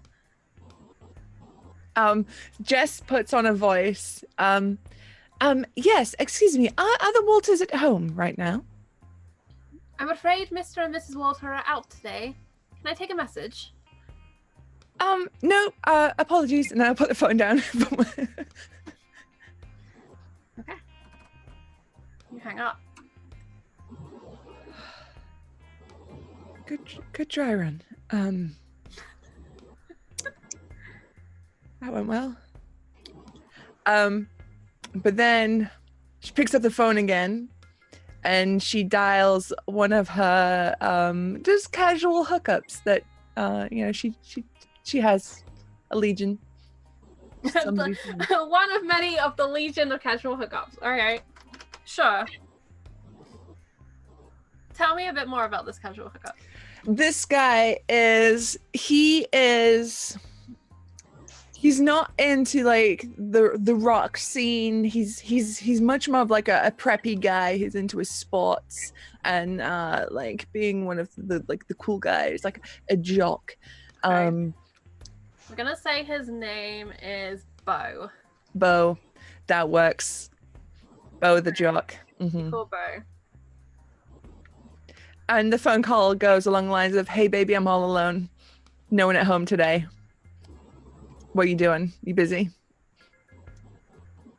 Jess, I haven't heard from you in ages. Sure, no, I'm not busy. Where are you at? You know the address. He's been to the house before. Okay, he's been to the house. Sure, I'll drive over. You want me to bring pizza or something? No. And there's that pregnant pause. Mm-hmm. That's the brain. Yep. Okay, and that phone just hangs up. Just. And then she runs straight home. Fuck! Why did I do this at home? And you run home. It takes him about 15 minutes to turn up, and a further 2 minutes to find a parking space near your house. Mm-hmm. But he does so, and he parks up. What's his car like? He's definitely a guy that likes his car. His car is like his baby, so it's like ridiculously over polished. There's probably dyes hanging in the wind, from the windscreen. It's a kind of don't scratch the interiors kind of dude, Yeah, I'm gonna say this is a vintage red soft top car. Yes. Mm-hmm. And it's very nice. Like everything is kind of original. Mm-hmm. The sort of thing that was like his 21st birthday present from his dad. Yep. Also known as his dad's midlife crisis car. Mm-hmm. Yeah, absolutely. That car. And he honks the horn and he climbs out, shuts the door, and walks up to the Bartholomew house for Lost Girls. Mm-hmm. And he knocks. I'll leave him sweating there for a second. I'm watching him out the window. And he's probably like the kind of guy that'd be like, with the hair. Yeah, he's like straightening his sports jacket and he like turns the collar up and then puts it back down and he's trying to decide, like he wants to be the cool guy for you and he's not sure how to do it. And at one point you see him kind of push his hair up and he's like, nope, put that back down. Yeah, and it's just like making him sweat, but eventually I'll go let him in. And then it's like lead him straight up to my room, no time wasted. And I feel like at some point Jess would have a little nibble because she has spent a bit of blood since we last fed. And is your intention for this nibble to be stealthy? Or you don't care if he knows that you bit him? Stealthy. Trying to play it off, Okay, so in the middle of your snuggles. Mm-hmm. Yes. You're canoodling. Mm-hmm. You get into perfect love bite position, and you dig your fangs in. I'm gonna make a roll, so to see if you can kind of fob it off as just part of the fun. Mm-hmm. I'm gonna say this is gonna be a difficulty 3 at this point. Oh shit! Okay. He's into you, but he's not that into you. It's a 15. Okay, with a 15, he is that empty. So he feels your fangs bite down into his neck. Mm-hmm. And he groans because it hurts. But then you distract him. Mm-hmm. And things go about. And you can make your roll to regain your blood points. Hey. What am I rolling again? It's a 1d6. 1d6. Ooh, Unless you want to 6. kill him, and then it's 2d6. No, I don't want to kill him. So that's pretty good. Nice. Okay, so and then once Jess has got what she needs from him, she kicks him straight out. Okay, I imagine he lays there beside you for a moment, and he reaches down to his jacket, and he gets a joint out. And he's about to make himself comfy and chill. Do you still kick him out? What I'll do is I take the joint from his hand, hand him his jacket. Bye. You're a real bitch sometimes, Jess. Yeah. And he goes, And yet you come back. what can I What say? does that say about you? I've got bad taste. Yeah, you do. He goes down. He says, and you hear his voice call up from that bottom floor. Bye, Jess! Bye, Bo. And he goes back out. And he checks his reflection in his wing mirror and gets into the car. You hear the engine rev. He kind of skids away into the night. Alice, May. Hello. Good evening. How are we? Al's just like, okay, let's just go to work, I guess. Yes. So, Al, you're going to be a temp.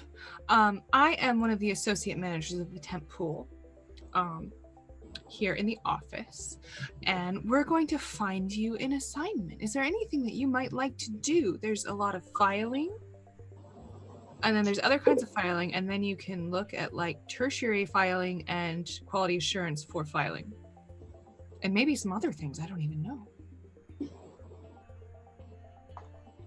Right.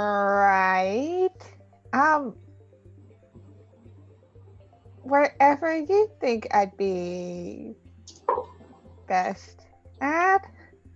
And also do the thing that we talked about. Yes. Well, what would be the best place to be? I think maybe we'll put you on the wall. And that means you're on the wall. That means you stand the whole time, means you get extra breaks and you can go and do whatever you please. Okay. Cool. And just for the audience, what is it exactly that Al is here to do? Well, May came to her telling her about the weird shadow people incident, and that it happened on the way back from work, I believe. And so Alice is there to kind of be like, let's see if it happens again, and if I can get more information about this whole incident and everything surrounding it, including the files and the need for getting into the boss's files and things, and see if she can figure anything out from there. So she's just kind of like there to work, but in a way that'll help her get some more information on what's been going on. So you were led up through this warren of an office block to May's floor, which is an arrangement of cubicle-style offices, along with the wall. Would you like to describe the wall for us, May? Yes, the wall is a 5.5 foot tall wall of cataloged files that are arranged with like a Dewey Decimal System. There are probably about 200,000 files in the wall, and they all have different colors, and all of it looks exactly the same, and it's all there to file like the last 6 months of receipts and input and output of various things. Like, it all goes to the wall. And Alice, this is what you're presented with. You get the impression that about a quarter of the staff that would be here during the day work here at night. And May, you will notice the office at the far end, which is a more full office with glass walls, also known as Jack's office, is a mess. The filing cabinets have all been pulled out. A lot of paperwork has been removed from them, and what has remained is kind of scattered all over the place. Jack's desk itself has been cleared of his personal effects, and no one is inside. What do you do? I'm going to scan the horizon for Karen, and if I don't see her, I'm going to go in Jack's office. Okay, let's do a roll, see if you can spot Karen. I'm not going to tell you the difficulty of this. I got a 9. A 9. With a 9, you see no sign of Karen. All right, I'm going to go in Jack's office, and I am going to go, I'm going to make it look like I'm sort of tidying up, but in reality, I'm just reading everything. Okay. As you read through, you see a lot of paperwork that's kind of like office memos, various people being hired, fired, moved around departments. Things of that nature have been left behind. You see a few receipts for things, both personal and things that would be recorded on files. Mostly it's, from what you can tell, it's, just unimportant paperwork, things that's very internal company stuff that doesn't relate to anything in particular. Okay. I assume I'm somewhat familiar with Jack's office. Would I be familiar enough to know what is not there? Why don't we make a roll? Okay. We'll say, how long have you worked in this building? I can't imagine anybody trying to work there for more than a couple of years. You know? You are a vampire. That's true. And a communist vampire. I am a communist, but that makes it extra difficult to stomach. Okay, so let's say like 7 years. Okay. Like, yeah, right when your dreams start to die. We'll say that Jack has probably been your boss for nearly the entirety of that. Probably around the end of the first year, Jack was promoted to your boss. And his boss before then was promoted up through the company. So you would be very familiar with Jack's office as your immediate boss. Alrighty. Which I'm going to say is going to be a difficulty 3. All right. Let's see. Got a 13. Okay, on a 13, you notice that the majority of any active cases that Jack was working with, a specific client files, they are gone. They should be in here in this filing cabinet, and they're not there. Which means that they have been removed. Meaning something probably to do with his current cases, perhaps. Mm-hmm. But then you would also notice in the secondary filing cabinet, all of that has been cleared out too. Okay. What would be in the secondaries like? The secondary cabinet would be kind of old human resource files, that sort of nature. Mm. And older files that don't go to the wall because they're not fresh, mm-hmm. that he would retain for reference, perhaps. The other thing that you will notice is his personal drawers in his desk. The lock has been broken, and the contents of those have been removed. Mm.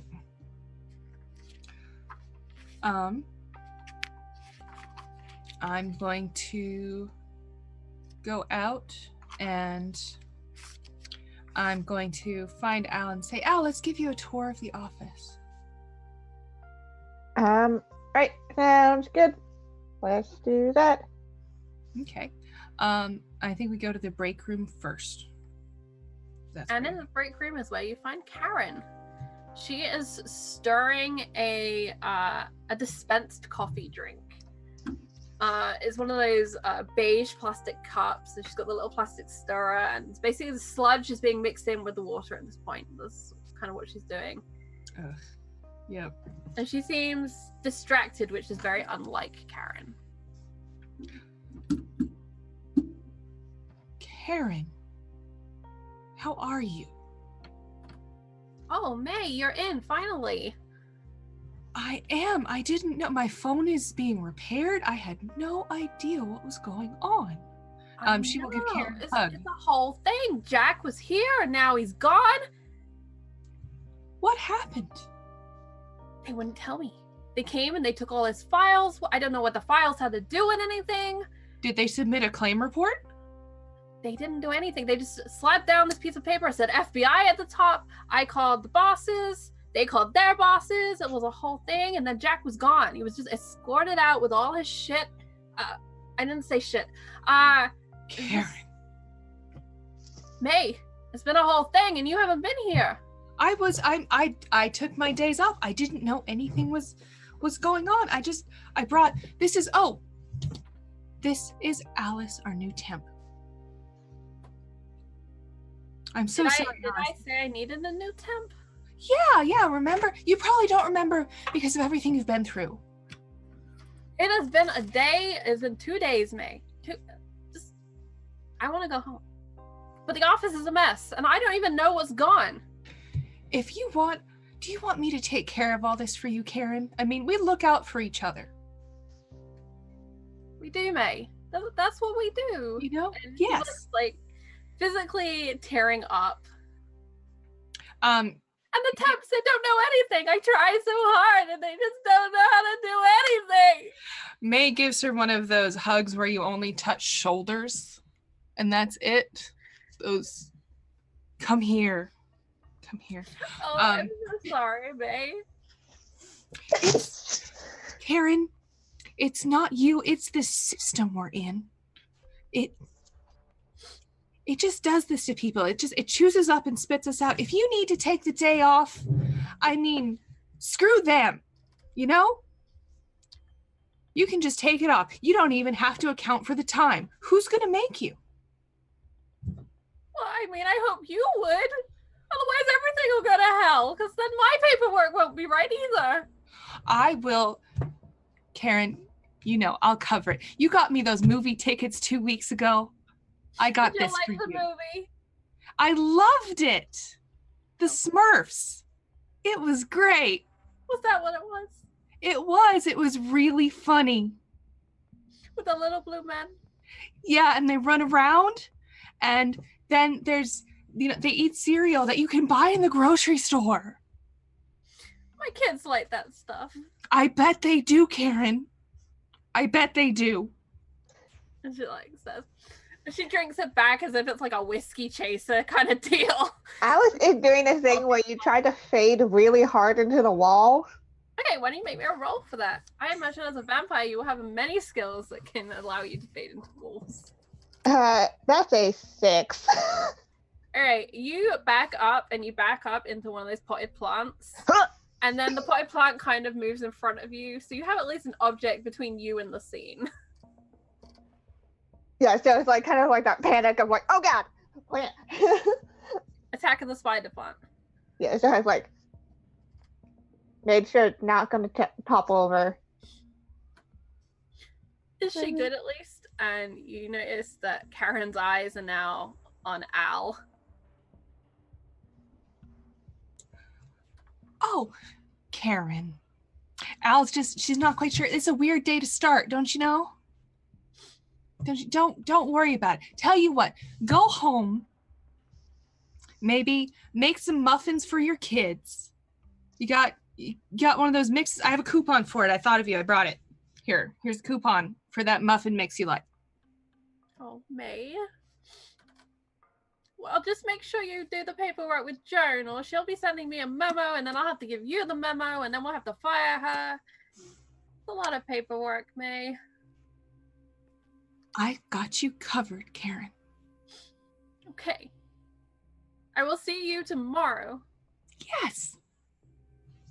And Karen leaves, having no idea how she's been talked out of working and into making muffins, but she has a coupon in her hand.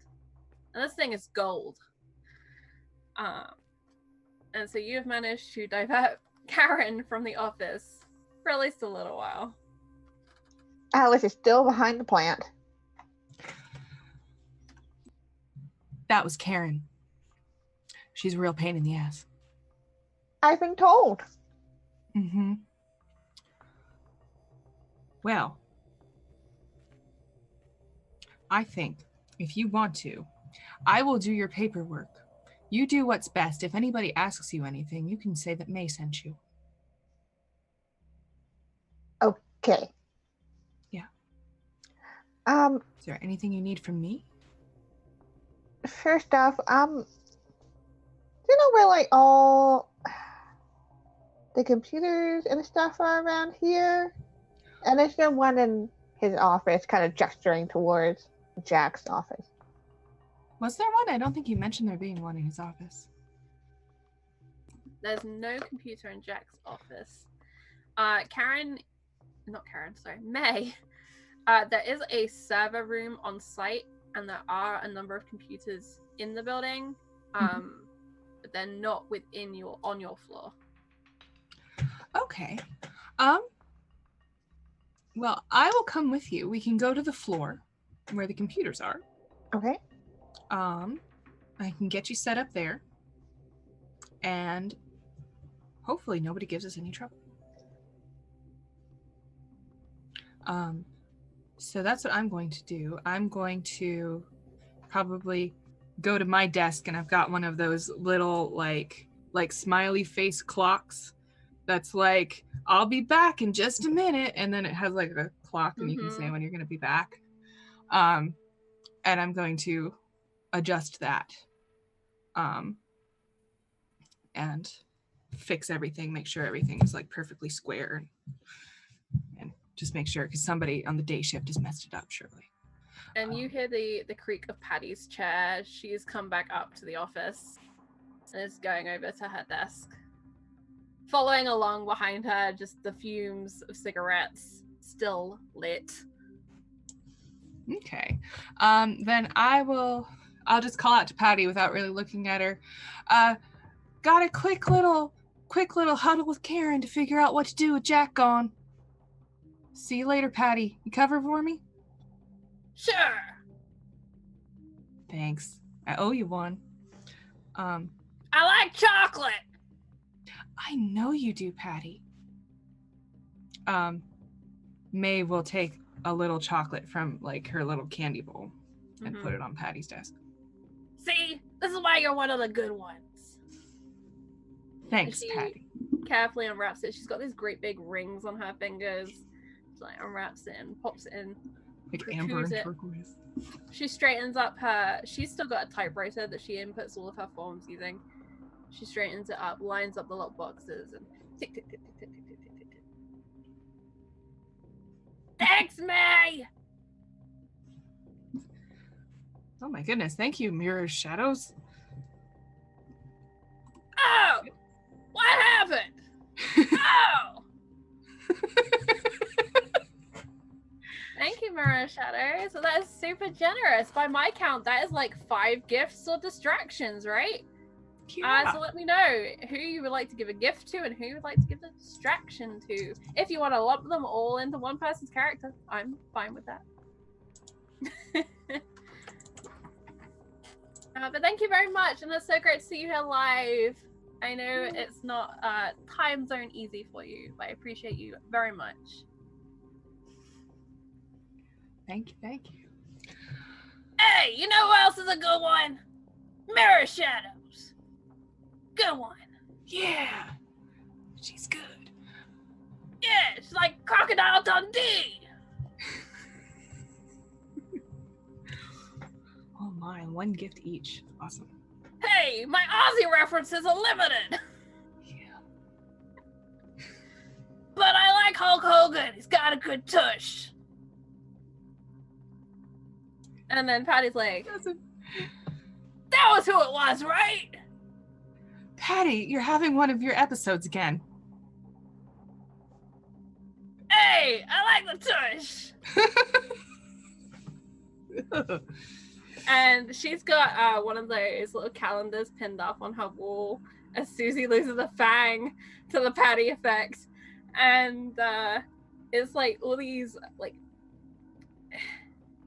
you know, who did the YMCA? The name is missing. The Village People? Right, you know the Village People? It's like Village People themed. It's like you got the firefighter in there, you got the cop in there, and it's all these sexy, hulky men in strange positions, and that is Patty's desk calendar. totally gonna be here in 30 years, I swear to God. Great. She stuffs out the... Hey, mate, who was it that played Crocodile Dundee anyway? That was... Paul something? Right? Paul something. He had a big knife. That's the only part that I remembered. He did. Yeah. You know who else I like? Paul McCartney. No one makes music like that anymore. You know, Patty, I would have thought you'd be a John Lennon girl. No, he hooked up with that Yoko bitch. Oh, I remember. you certainly do. I was there, you know. And she goes off. You were there. You were there 20 years ago. You were in your 50s. Don't judge. He has good taste. Okay. Love you and your stories, Patty. We're gonna go to another floor. We had a joint each. Yoko didn't want to share. Like I said, bitch. Imagine this. And she's tapping away the whole time, filling in her forms. And I will let this NPC go now. And we will shuffle on to the plot line. Mm-hmm. You know Yoko wouldn't share, though. It's totally true. So Al and May, you go up to what is basically the library floor, where there's even more filing cabinets, a giant wall of paperwork, and there are a couple of computer terminals. Things are slowly being digitized in this office. The computers are kind of holy sacred devices that no one's allowed to touch. But it is slowly being digitized, and slowly things are being passed around, especially between upper management via computer. Yeah, Alice feels a little more at home now. Like, okay, I'm surrounded by wires and computers, electronics. Not weird office people. But basically, what she's intending to do is she wants to see if there's been any other tampering that's been going on. If, May had been asked, you need to give the password to your boss's computer, there's clearly something going on where they want access to some form of data that's on the computer. So she's trying to see, trying to, not leave any damage or anything, whether there's been other tampering. Okay, so I'm gonna say to do this sort of research, I'm gonna say this is a 5 difficulty. You're not familiar with this server, and it's a lot of information that you're gonna have to wade through to find things. If you have anything that would assist you, any assets or similar, then you can apply those. Yep, so I do have 1 edge in humanity, and I guess humanity would be what's dealing with technology and stuff, just because I don't think that's an inherently vampire thing. But other than that, I have the hacker skill. I gain quick access to a desired bit of information in a computer or similar device, or I can access one of its primary functions. I also, the printer just turned on in the room very mysteriously. They're here. I also believe I have. Hold on. No, yeah, that's basically what it is. And also, it could possibly consider under lab analysis. If I'm analyzing a scene of a crime or the site of a mysterious incident. I'll say that won't apply to this, but if you investigate Jack's office, then you could apply that. Okay, so we'll do hacker for this, and then... Yes, we'll do hacker for this, and maybe the results you can maybe apply this to further understand them. Cool. So why don't you make that roll, and we are going to cut across really quickly to ephemera. The museum is a crime scene for lack of intensive purposes, especially with FBI agents trying to remove the egg from the sub-basement. it was difficult to get it down there. It is now at least half an egg, but they're definitely having difficulty, and they've got more people coming in to secure and remove the object. Lamora has gone back upstairs and is waiting for you on the museum main floor. Yes, I would like to go speak with her.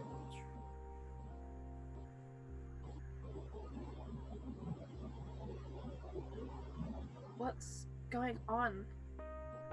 What's the deal with the egg thing? I was gonna come talk to you as soon as I could. It's just been so crazy. I don't know how else to put it besides just bluntly, but there was, inside of this artifact, there was a vampire. And not just any vampire. She is from the future. And we had the artifact down in my lab, and I had no breakthroughs for months. So I thought, I'm gonna try anything at this point, and I brought Al. And together we kind of figured out, mainly her, but we put our hands on it and cut our hands and put our hands on it, and it like drained us a little bit. And then out of nowhere, it opened kind of magically, it seems, and out came this beautiful creature that seems to be very new to humanity, very interested in humanity, but it doesn't make any sense, and I don't know what's going on. I can see why you've been busy. I know it's a lot. But look, something weird happened at the store. What kind of weird? Well, I mean, nothing happened. I phrased that wrong. This showed up, and she hands out an envelope to you, and it is addressed in a neat cursive. States your full name and the address of the store. And I opened it. I thought it was going to be, I don't know, a book request or something, and it's do you know who that is? And she points down to the name at the bottom of the document. As Charlie frantically scrolls to see if she can find the name that was told to her a little while ago. Scheiße. Ah, I got it. And it's addressed, or it's signed off rather, B. Stratford. V? B for bunny. Is this someone I know? You would recognize this name as someone in the same research field as you. Specifically, your unofficial research field. Interesting. Host to modern arts and egg sculptures. I do know that name. Could I look over the letter? He says he's coming to visit, and it's not good, F.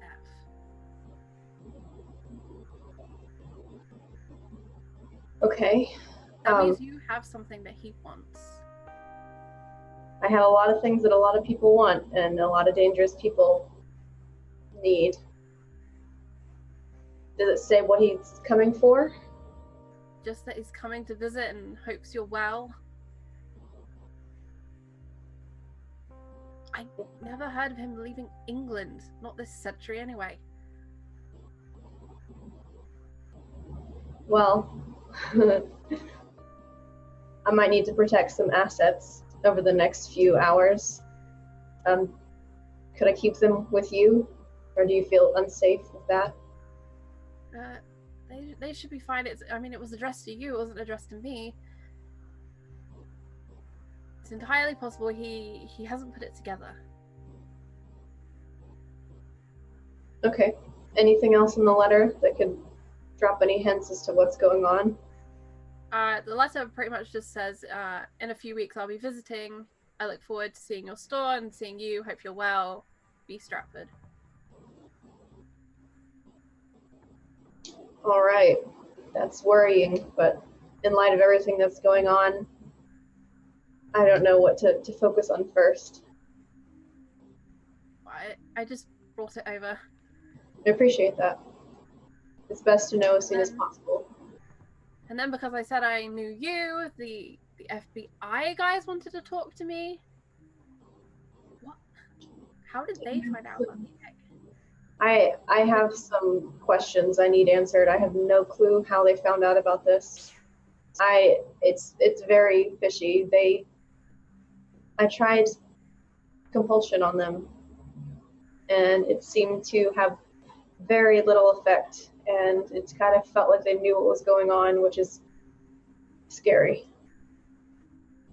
Oh, especially if she's from the future. I mean, I believe you, but it's about as bad as someone turning up from the past, isn't it? Do you want to meet her? I think that might be our best option right now. All right, that sounds like an adventure at least. I kind of want to get out of this museum right now. These FBI people are freaking me out. Perhaps if they're interested in you, we should remove certain things tonight. Definitely. Right. And so you make this plan to leave the museum to go to the bookshop? Yes. Okay. And you will do that. The day manager is going to be surprised to see that you're leaving, having just shown up to work. Do you say anything to them, or do you just go? No, I don't even make eye contact. I just get out. You know you're going to have a very passive-aggressive note on your desk tomorrow. Yep. The security guard gives you a little nod with his little green-colored cap. Good evening. I got it right this time. And off you go, and you go downtown towards your bookstore. Would you like to describe that for us? So it is amidst a lot of more modern architecture. This building is clearly old. You can tell it's been there since when the city was new, but a long time ago. It fits in, but it stands out in a pretty unique way. It's not meant to be flashy, so it's not meant for the general public to be like, oh, this is interesting, I'm gonna come in here and see what we have. It's kind of blends in its own way. It's 2 stories, but the second floor is open in the top, so you take the stairs up and there's like a wall floor around with books and things like that. But as far as access, you kind of have to have specific access to go up to that second floor. That's more books that are required to have some clearance. Also downstairs, there's a little area where she sells different kinds of teas and things like that. So it's basically it's a library where you can check out and rent and read, but it's also has some things for sale. Okay, awesome. And you can see it's been locked up by Lamora. She closed it down to come and visit you. She'll undo it and let you in through the door, flicking on the light switch to illuminate the room. You favor soft orange bulbs in an attempt to protect the fragile papers, some of the documents you have. What specific books or objects do you go to first? What would I be most concerned with this individual coming to visit me? Why don't you make a roll for me? We'll see how much you can recall about Mr. Stratford.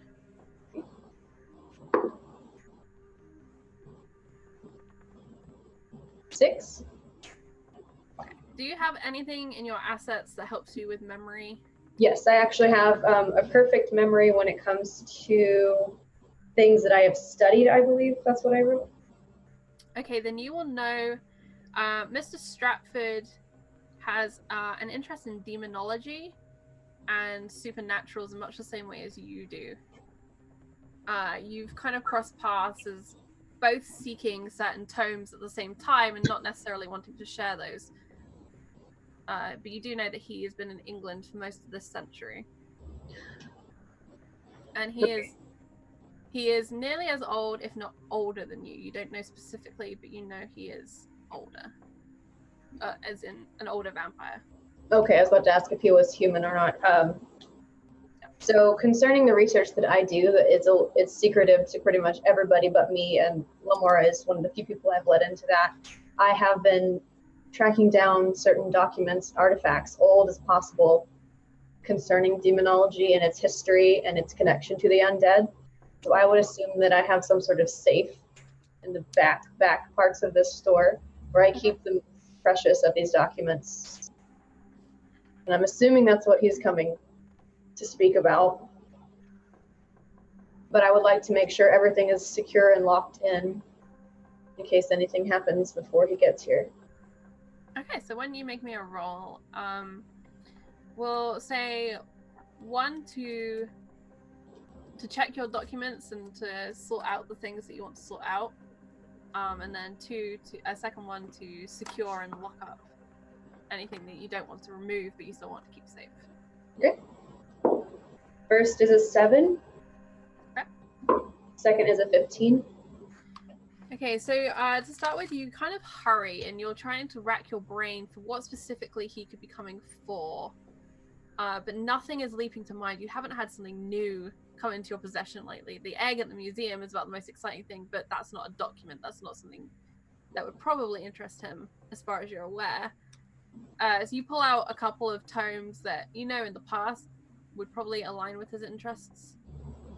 And then with a 15, you spend your time hiding things away behind, false bookcases, which are lined with more modern books, behind which you can store in a dark, cool place others and objects. And yeah, you feel fairly certain that you've secured everything in this bookshop: the front door and back door, windows, and then hidden other things. Is there anything else you'd like to do? Not so much here. I would like to take Lamora to visit Ixis, but I think she's still at work right now. Yeah. Okay, so as you are kind of looking back over the shop, Lamora sets her hand on your shoulder and she rests her chin there. It's a nice bookshop. I love it. And I love that you've put so much of your time and effort into creating this place with me. I don't know why, but the letter just scared me. It didn't seem threatening in an obvious way, but you never know with him. Especially concerning this subject, there's no telling.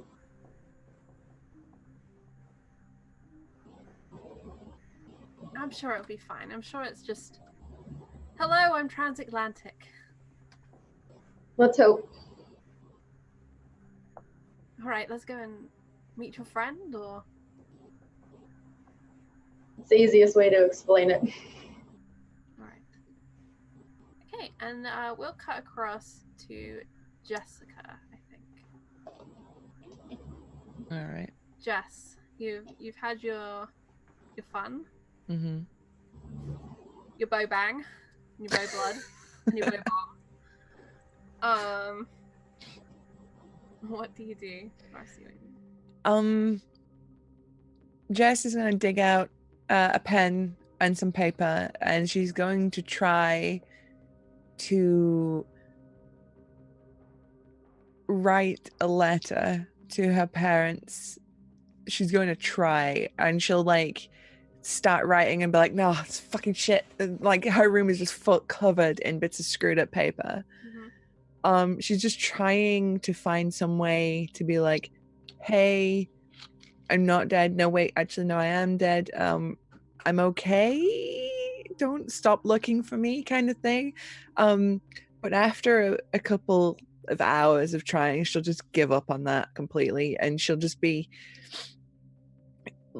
weirdly mopey for Jess, just upside down on the sofa watching TV, waiting for someone to come home, being like, help me, what do I do? As you watch the TV, you hear the sounds of the 2 cats playing with the paper balls that litter your room, running around, exploring the house, both happily full thanks to the copious amounts of food in their bowls. Upside down, you watch the television, and it's about this time that The Price is Right is on, followed by the soap opera Mm-hmm. And then the evening news will be shortly after that. And eventually you hear Ephemera return home. Hey. Hey, Jess. So how was work? The FBI was there. Why? I have a theory that Al has been in my lab tampering with things, but I don't know why the FBI would have been alerted for that. So something much more intense is probably going on right now. Is it to do with Ixis? Yes, they're taking the egg, the other half. I couldn't convince them otherwise. Compulsion doesn't work on them. They say it's radioactive, so I can't do anything right now. Isn't that where she keeps all her shit, though? I'm assuming so. What if they get into it? What if they find it? It's not going to be good. What do we do? Evening. Lamora kind of sticks her head around the door and peers in. She'd been doing something in the car as she'd gotten out, maybe sorting out the books or something in the back, and she's followed Ephemera in a little after. Hey. Have I met Lamora before? Yeah, she's met everybody, except for Ixis. You right, Jess? No. And Think? she comes in with this arm full of books and she puts them on the armchair to one side and some on the writing desk. And she sits kind of beside you on the sofa, deflated. What does Lamora look like, Anna? She is, I would say, maybe 45, mid-40s-ish. She has, like, graying hair. It's really pretty curly graying hair. She kind of puts it back and braids or lets it just fall.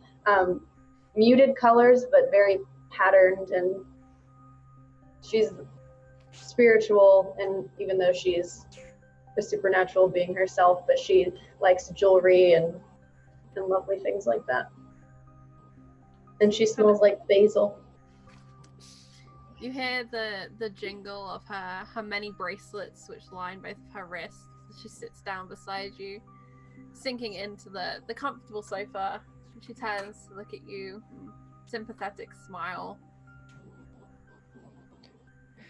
There's a moment where Jess just kind of is like, and then she just like loudly slaps her thighs and says, "Fuck this!" Goes to the kitchen, goes into the freezer, grabs a bottle of vodka, and comes out with 3 shot glasses. That sort of evening, okay? And Laura sits up and prepares herself. But we're all sitting around moping, miserable, things is shit. Let's just have a drink. It seems Ephemera would pull out. Ephemera would pull out like a flask of scotch. She doesn't do clear. Of course. Jess would still pour a vodka one anyway, and knowing Ephemera wouldn't drink it, and then just. You know what? No, Jess. Rock, paper, scissors. All right. Yeah. All right. Let's go. 1, 2, 3. Well, 1, 2, 3. Now we're just both laughing. All right. We'll say that on the second one you win. Mm-hmm. And you can have the second shot of vodka. So, you two gonna have big study sesh? What's with the books? Well, I actually brought her to meet Ixis. We've got some other things to do. That's why we have all these books and things, but I let her know what's going on. She was at my museum today when I went in, and yeah, it's time I let her know.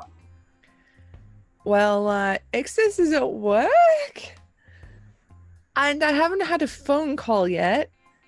So I assume her cover hasn't been blown, or it has gone really bad and we just don't know about it yet. The news is about to just come on, so if it has gone really bad, we will find out. On that note, why don't we cut across to Ixis and see if things have gone very badly. Ixis, how is your night going? Oh, she thinks it's going phenomenally. She's made broad general statements about facts about her. She's commented on the weather. She learned that the rats don't go inside the pet store and that they actually like living in the alley. She took out the garbage. She cleaned the cat litter. She served up the dog food. I think she's learning how to do the fish right now, and then, it's probably getting a little late. So he shows you the little scraper to remove the algae off the glass tanks. He shows you the little siphon so you can suck out some of the old water and replace it. Mm-hmm. Or just like little cosmetic-y things. He said, just watch out for the guppies. They like to play with the siphon. Well, do you not play with the fish? They're just for looking at, really. Oh. They do the follow your finger thing, and he kind of shows you how these hungry fish follow your finger. I see. Well, mostly because they want food. Like anything. Anything will follow you if it's hungry enough. That makes sense. He hands you the little tub of food. He says, it's just one little spoonful of this. Gives you the tiny little spoon that goes with it. Sprinkle. And as much as I'd like to come up with more things for you to do, I think we're done. Okay, when would you like me to return next? I don't know. When are you free this week? Oh, pretty much all the time after 6 p.m. Why didn't you come in on Friday? I'm getting some new birds in. Oh, okay. That sounds very exciting. Sure. And he goes over to the cash register and he opens it up, and Polly is laid at your feet right now on her back, just tummy exposed. And Johnny is stood watching you, but is over by his master right now. Oh, I give Polly a little pet. And she kind of rolls over like, no, don't touch my tummy. They didn't give me permission to touch my tummy. Yeah. That cat. The big fat cat thing. I don't have the energy to like do the claws and the teeth, so just Yeah. What is the pet shop owner's name? Ooh. Pet shop owner's name. Let's go with Edmund. Edmund. Alright, let me write that in my book so I don't forget it. Edmund comes over and he hands you some money. It's about $10. Thank you very much. I can't wait for Friday. I mean, I know the deal was you came here to work off your bill, but it seems weird. So, thanks. Well, thank you. This is my first job and I'm very excited about it. Oh, you did real good. Thank you. Sure. I will see you Friday. And she's gonna just... And he scoops up Donnie so Donnie doesn't follow you. So he's got Donnie under one arm. Polly just kind of bats at you lazily as you go past. Going for the skirt more than anything. Yeah. And you're done at work for the evening. It's about it's about 9 o'clock. Okay. Yeah, you're only in there about 3 hours. Yeah, she will practically be skipping back to the house. She is so excited. Her first day of work went well, and she didn't have to use the phone. And no one found out she was a vampire, and she didn't even have to talk about salad. And as you walk down the street, you can hear a car radio, and it's playing like Bee Gees' Staying Alive, which just adds to the bop in your walk. And then you hear a commercial, and it's all about getting away in your dream car. It's a local car dealership trying to do some special deals this weekend. But I haven't dreamed of a car yet, so they're catering to the wrong person here. It's all about getting away to the mountains and forging rivers and all the dramatic outdoorsy stuff one might want to do. Yeah. Thinking about all the outdoorsy stuff, she's kind of like, I wonder if some of the places I used to go to, I wonder how they look now. But she's determined to get home first so she can put this money in a safe spot. All right. You make your way home, and home is exactly where you left it. Okay. As you come in, you hear the clatter of shot glasses hitting a table. The TV is on. Must be home. Jessica! Oh, she's home. Hey, Ixis, we're in here. Yes, Ixis, we're in here. Come around the corner. Work went really well today. The phone didn't go. No, And I didn't hear fire trucks. no. I swept up some dog kibble and I threw it away. And while I was in the alley, I found a big white rat. And I thought maybe it had escaped from the pet store. But it turns out that the rat actually likes living in the alley and it doesn't live in the pet store. And so I put it back outside. And then I did change some cat litter. And I learned about how to do the fish stuff. Like clean the tanks and feed them, and they don't really play, but you just look at them a lot. But they seem very interesting still. They follow your finger if they're hungry. And then I got paid $10.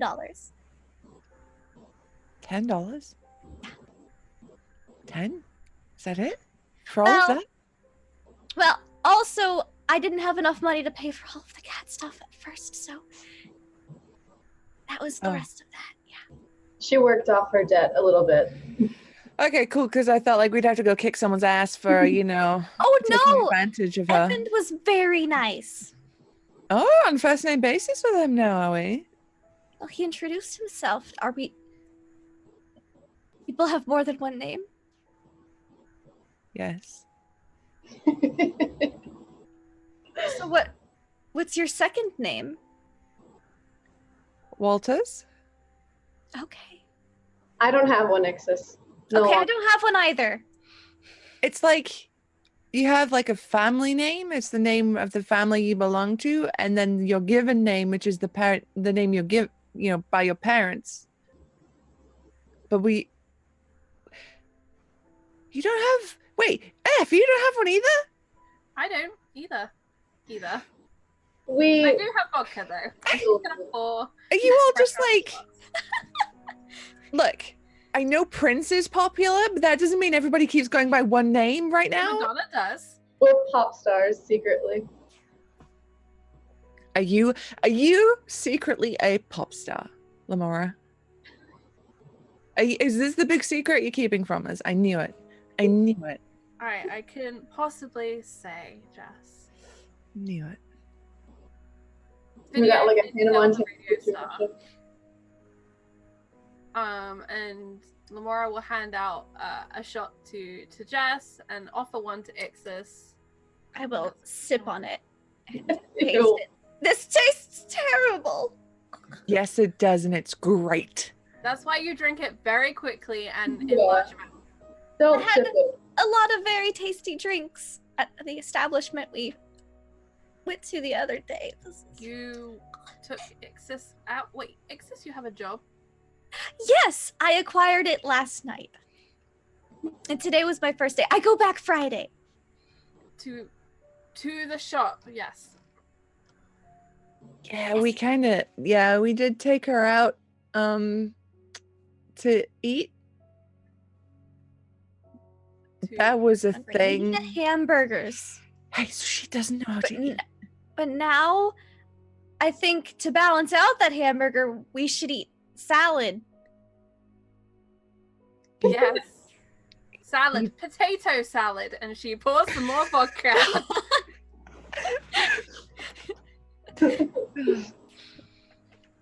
And at this moment, And she'll look over like just like, And Jess is like, yeah, good job. moment the news comes on and says, well, since Ixis arrives, we don't need this on, and she Whoa, automatically... wait. Oh, okay. And I'm gonna go watch it intently to see if there's any further updates about A, being spotted, and B, the missing persons or anything like that. Any new sort of developments. Jess is like, Locked. Jess versus television. I pay very intense attention to the commercials. All right. Let's cut across town real quickly to Kiana. Not Kiana. May and Alice. How did that roll go for you, Alice? I got a 15. 15. With a 15, it takes you some time. You find Jack's files. What's Jack's last name? Don't make me make one up. What's Jack's last name? His last name? Mm-hmm. Wallace. Jack Wallace. Perfect. So you find Jack's files on the system. They're made up mostly of interdepartmental memos at this point. The more serious ones to do with budgets and similar. And eventually you find that he has created his own file on the server. This was hidden, but through your skills with hacking and deciphering and understanding nefarious minds, you find this file, and it is simply titled Project Greenlight. Huh. What do you do? I'm going to note that down. Mm-hmm. Project Greenlight, any of the ways that I connected in case I ever needed to do Write it down the again. address of the file. Yeah. Alright. Is May around? Or May, did she just drop? stay with Alice, or did you go back down? I would hang out for a while unless we start getting weird looks. Then yeah, I'll hang out here. Okay. For the most part, it's been quiet. You've managed to chase off one person who you had a feeling would be interfering. But at the moment, you're alone. So I think I found something. You did? Yeah. Your boss, whatever his name is, Mm-hmm. seemed to have made a weird file thing, like with a weird file name. A weird. What was it? Project Greenlight. Have you ever heard anything like that? Is that like just the normal naming convention for files? No, that's creative. That's not something people do here. Project Greenlight. Have I heard of Project Greenlight before? No. Al, can you copy that? It might take some time. Well, how much time we have? How long has it been? Like a couple hours, maybe? Yeah, it's been a couple hours. We have about 6 hours, 6.5 hours left. Okay. If I get started right, do you have like floppies around here? I don't know what you're talking about, Al. I'm so sad that Patty is not in the room right now.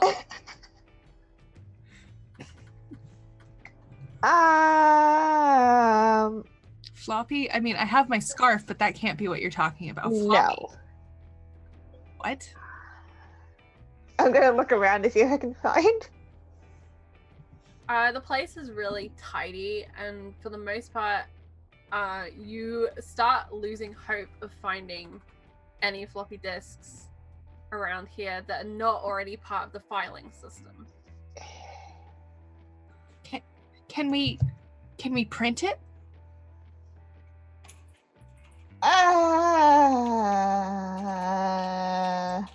Look at the file size, and it is a large file. Yeah. It would be like really big and take a really long time.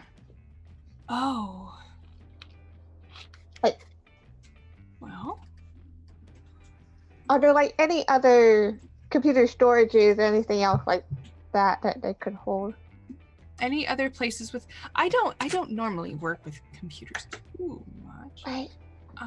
Do I know of anything like that, like a supply room or that sort of thing? You would know there is a supply closet. It's usually locked. Karen has a key as the office manager. Oh, and Karen left. Well, let's go check Karen's desk. Make me a roll. See if you can find Karen's key in her desk. Okay. Let's see.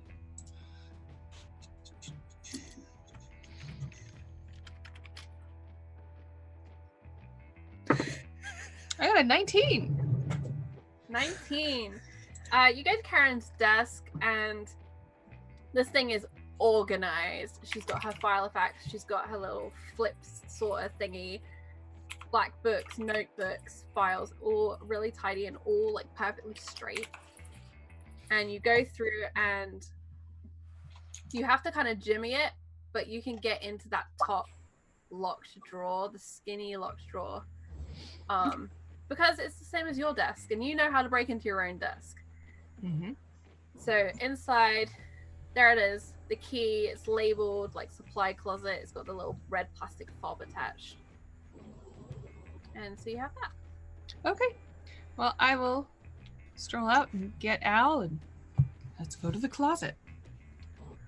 All right, and conveniently is on the same floor as your office. You go out there and you unlock the door. You open it up. There's large boxes with the reams of printing paper in. There's a whole boxes of biros and pencils and all of those things. And there's a small container of floppy disks. And Alice will take a few. So these are called floppy disks. Oh, because I got you.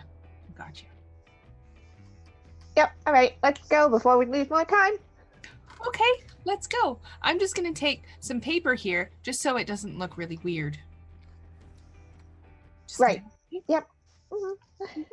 So you help yourself to some office supplies. Avoid knocking over any boxes of like thumbtacks or paper clips, and make your way out and back upstairs to that filing floor.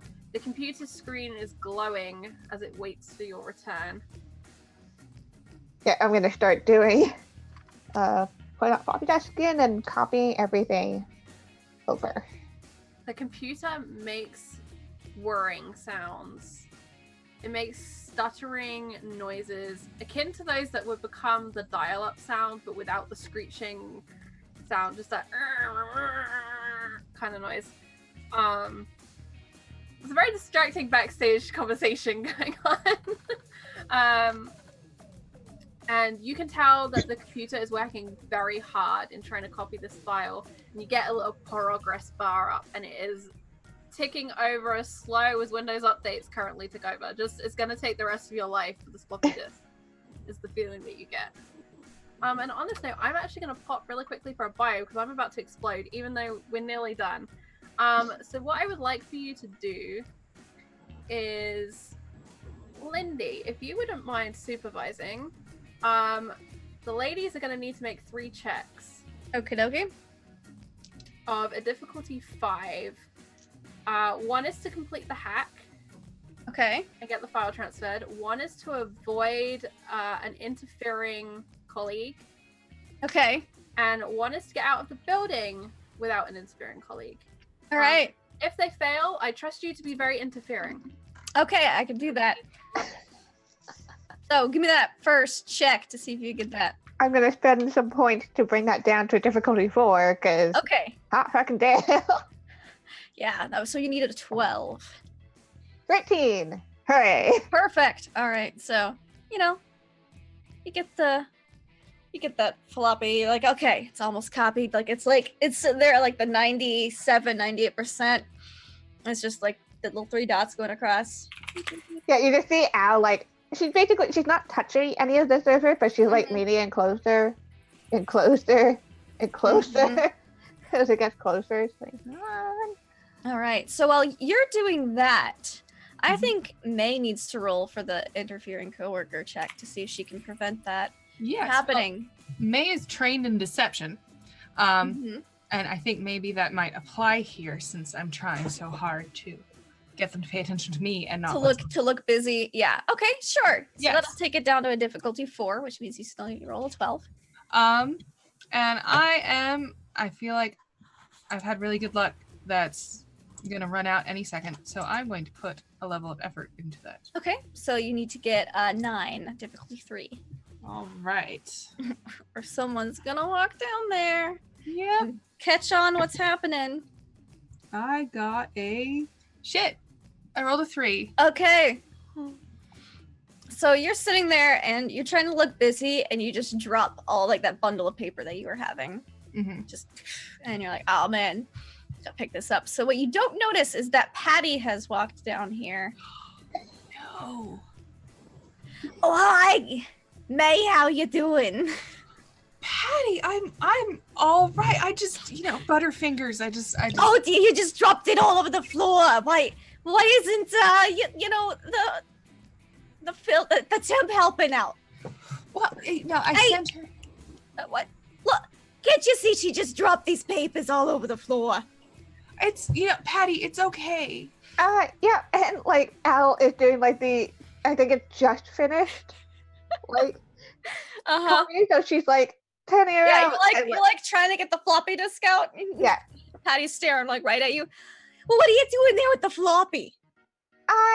It seemed to have been jamming up this server, so I'm just taking it out because it's making weird noises. We needed any IT temps. I thought she was here to type stuff up on the typewriter. No, it's Joan came back by. in my day, we didn't even have server rooms. It was all typewriters. Yeah, rooms of typewriters. I had that experience, and then we heard weird noises, so I decided to try to change it. Yep, and she's taking a floppy disk, and she's like, all right, Charlie. Kiana downloaded it successfully, but Emma did not succeed on the coworker interference. So Patty's come down. Patty has come to play. Shout out to Patty, our new favorite NPC. Great. So Kiana, did you just manage, or rather did Al just manage to dissuade Patty from looking too closely at what she's doing? What do you think, Lindy? I don't know. How nosy's Patty? I'd say if she's not too terribly nosy, then yeah, Patty'd be like, all right, we'll just help with these fucking papers. What are you doing with the floppy disks? Whatever. Oh, did Patty drop a file or something? May just dropped a sheaf of papers all over the floor. Stop playing with the computer. Come and help May. Yep. And like she's like casually putting the floppy disk down and helping out May. Okay, where do you put the floppy disk? She's gonna make it look like she's putting it on the table, but she puts it up her sleeve, essentially. Stealth roll for me. Sleight of handy type roll. Difficulty 4 because you have a super nosy Patty right next to you, and she's pushed her glasses up her nose. 12. 12. You just make it. Ugh. Kid, you might survive your internship. Hi, Tesla. Yeah, there's definitely like yep, I'm putting this down and coming to help now. All right. So you go over to May. Yeah. Thank you, Alice. Patty, I think we got it. I mean, you could have helped, but you didn't, and that's okay. I mean, what do you want me to do? Get out of my chair? She's the intern. She's a temp, and it's fine. We got it, Patty. I think we're gonna take our break now. Don't you think, Alice? Yes.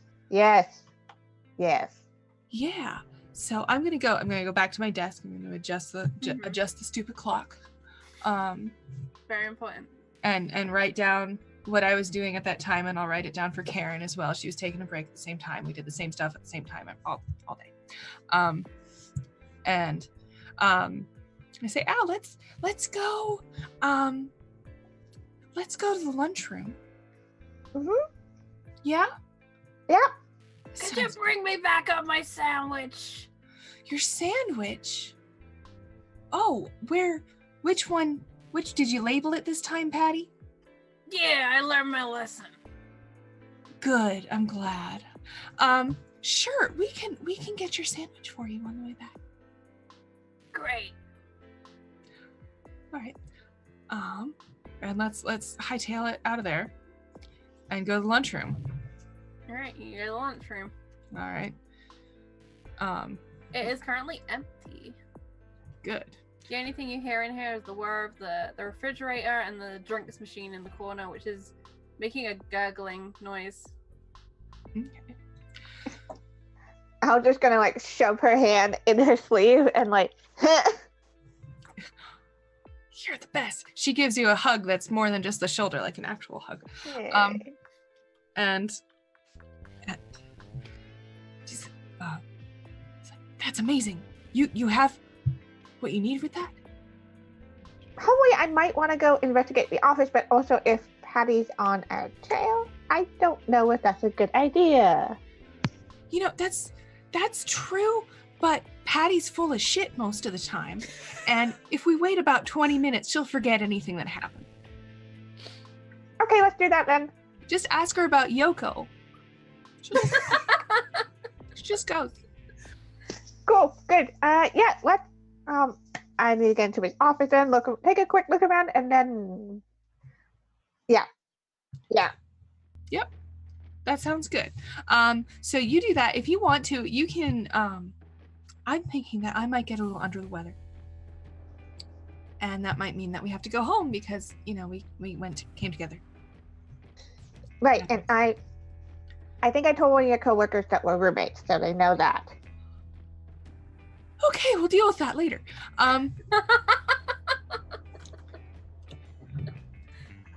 So, yes, let's do that. Let's get Patty her disgusting sandwich. Okay. And I'll get her like a cup of coffee too from the vending machine. I'll do that. Get her stuff. Yeah, Patsy sandwich is like 2 inches of deli meats, 1 really limp bit of lettuce, because you know you make an effort, keep the waist slim, and then like a really like chunky slice of white bread on either side. Like olive loaf, like cheap bologna. Mm-hmm. Wonderful. Great. I will bring that to Patty. And I will start talking to Patty. I'll say, so really, Yoko didn't pass. And You wouldn't believe it. tells Alice, like, Yeah, Alice is just gonna go over to the office. It was that good stuff too, the kind they started growing out in California. mm-hmm. Good stuff. Yeah, it was expensive back then. Really? Patty, what other drugs have you done? Well, if I can spell it, I've probably done it.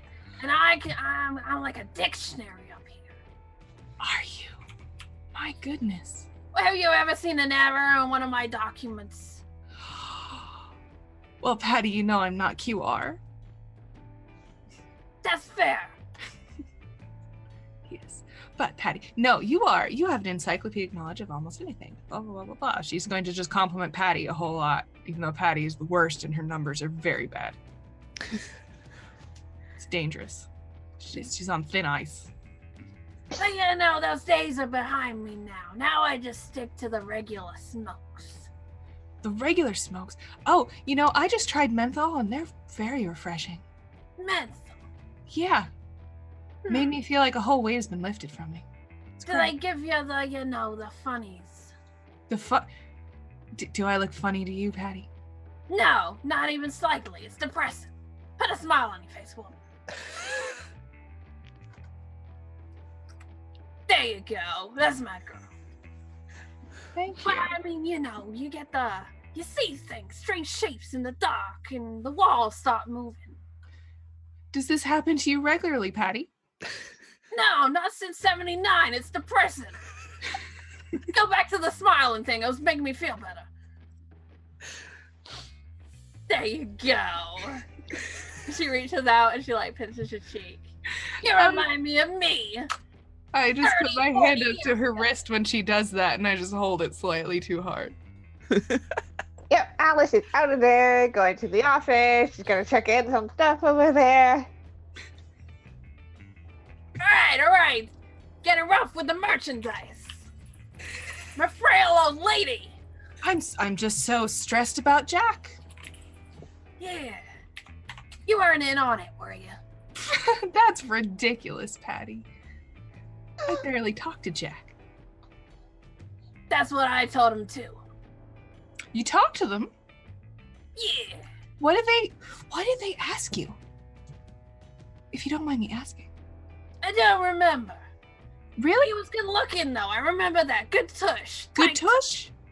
Yeah. Good tush. Well, if you see that tush again, why don't you tell me? You know, May, if you need a date, I got a nice grandson. You know, Patty, I might take you up on that sometime. But Good, he's getting desperate. Your grandson being desperate? I can't imagine that. It's real tragic. What does he do?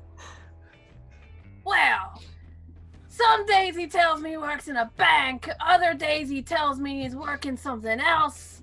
I just says pay your bills. A banker, you say? Yeah. Patty, I love bankers. No, you love money because you're a smart girl. Well, yes, that too. Does... You know what? If you want to set me up with your grandson, that'd be a-okay with me. All right. Maybe I'll find one for your friend, too. You know, she's seeing somebody right now, I think. Oh, that's sad. Is it? Yeah, double dates are fun. Now, in my day, I had a double date once. It was Elvis and that other guy you remember, Cash. Johnny Cash. Yeah, me, Johnny Cash, Elvis. We were at the strip place. Who was the other? There's supposed to be 4 people on a double date. Who was the 4th? Well, that's where I was smart. I cut her out early. May starts to take notes.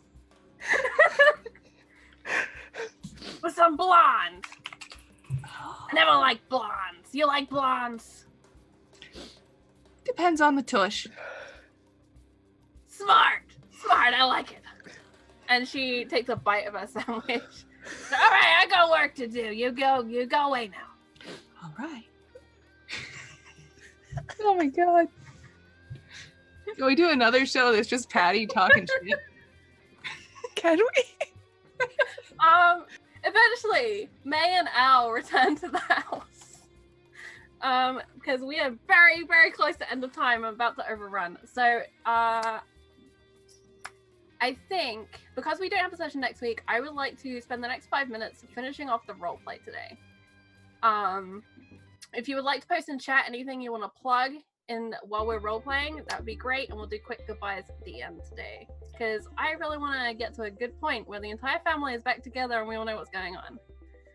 So, May and Al, you arrive home. Ephemera, a guest, Lamora that you would recognize, and Ixis are all drinking. Jess is avidly watching the television. Jess, as you watch the news today, there are reports of a string of murders in the city, which are being investigated. There's a fire, and a lot of discussion of the blackout of the subway that caused commuters such hassle yesterday. They've been reporting that, transport authorities have resolved everything. It was a glitch with a fuse box, nothing to worry about. But there is no segment today on missing people, so your name does not turn back up. Is there anything else in particular you were looking for? Nothing super in particular. Like, she was looking for maybe if there'd been any sightings of Darcy or anything like that reported, but seeing as it was just like a string of murders that's been investigated and nothing too specific, that's kind of put her a bit more at ease. And the fact that they're like, oh, it's just a glitch with the subway. She's like, oh, very comforting. Yeah. When it's not naming names or describing people, it's really comforting, good bit of murder. So I feel like after that, Jess would just go, oh, thank fuck for that, turn the news off and just return to her vodka. Okay. A little while after this is when May and Al arrive to the drinking, to the chatting. So what is the future like, Ixis? Oh, it's different. They figured out how to replace blood with pills. Oh, so we don't have to talk about hamburgers in front of her? No. Oh, okay. Hi. Yes. No. there's eating's very different here, but there's also food, which is so cool. I haven't tried much of it yet, but I want to. Yes, I can understand that. Mm-hmm. Thanks. Yes, it's very different. There's not a lot of any humans, really. How did I mean, that happen? there's some, but you don't ever see them. The vampire population got too great and ate them all? Oh no, the Vampirium just deals with them. The vampirium. Mm-hmm. And I really feel like that's all I should say on the matter. And Lamora gives May a very nervous side eye at the mention of vampirium. May looks completely unfazed, and she picks up a shot glass with vodka and says, Oh, you can have mine. I do not like it. You don't? It's very not tasteful. All right, I'll have mine, then I'll finish yours. Okay. The drinks we had at the establishment the other night were much more delicious. Where did you take her? We went to the Amaranth. Yeah. Uh-huh. Oh, it's on the boardwalk. It was a fun night. It was certainly something. Hey, though, speaking of, we need to take you out to feed again properly because you can't just lie around and flop all over the floor like you did that time. That's really embarrassing, dude. I didn't flop. Happened? Oh, so because of her like weird feature, oh, there's no humans, so we drink blood out of little pouches. She didn't actually know how to like feed. So, we took her to a place, we set her up with some food. We went And on she a got- hunt because a werewolf was involved. You didn't mention there was a werewolf in the city. Well, there's not anymore. Wait, there was a werewolf involved? Jess is like, That's what a hunt is, isn't it? It's when you go and you find a werewolf and then you kill it and eat it.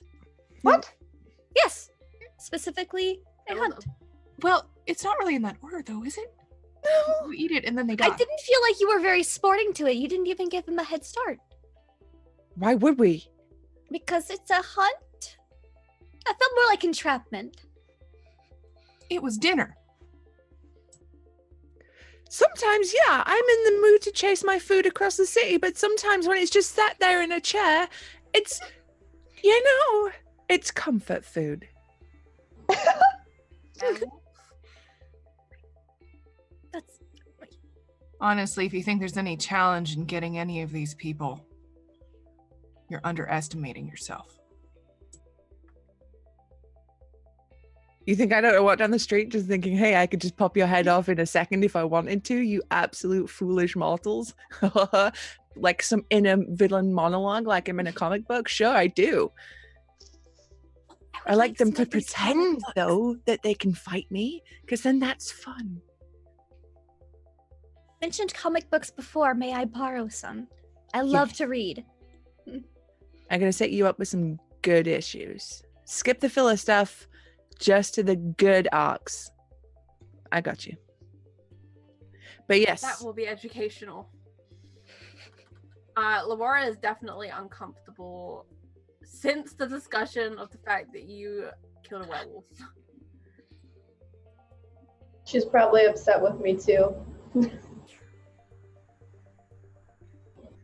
Okay.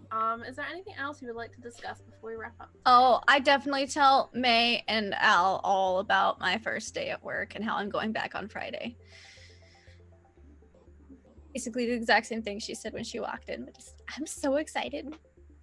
Ixis, I'm so proud of you. You should finish out Friday, and then I think you should ask for a raise.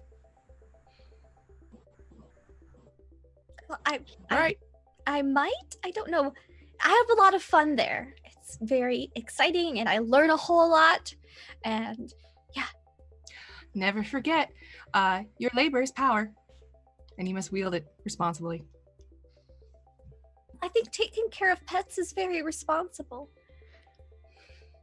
Yeah, but if you have a job, you get money, you buy stuff. So you ask for more money, you buy more stuff. I shall think about this because I don't have much stuff. I never really had many things, so I suppose I shall try it out. Give it a whirl, it's fun. When I'm more sober, May F, you're like the adults here. I need some help. I think I'm gonna write a letter to my parents. Just so they stop. That's a good idea. I support that. I think. Thank you for asking for help, Jess. I tried today and I just couldn't do it. I tried calling them too, but I couldn't do it. Yep. Happy to help you tomorrow. Cool. Well, yeah. I'll just take the books upstairs. She's kind of excusing herself from the family conversations that are going on. Definitely not her place, as she's not part of the coven. And so she'll collect the books from the writing desk and take them all the way upstairs to your room.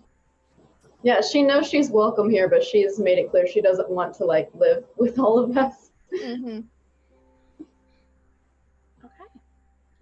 Al, is there anything you would like to share with the group? No, I think Al just gonna, she's prepped for the conversation, but her mind's kind of going through a whole bunch of things, and she really wants to go and analyze what she has found today. So eventually she'll kind of excuse herself and go into her lab and do the thing of just shutting the door and just gonna work on it until it gets done. Not so fast. Oh. Yeah, Al's probably at the basement door, like, yes. Al, did you break into my lab and change the code to 1234? I'm not mad. I just need to know that nothing else is going on.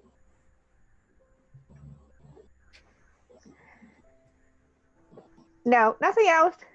Kind of how I found the radiation thing about it.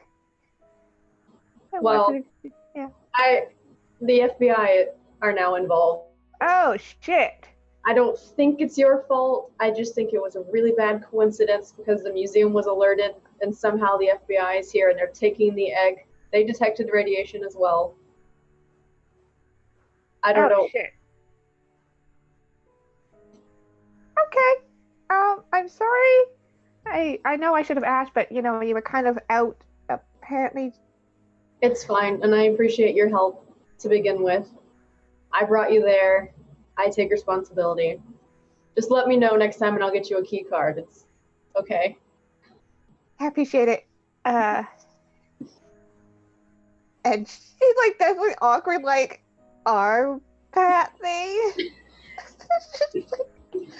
Let me just go downstairs. Okay, good night.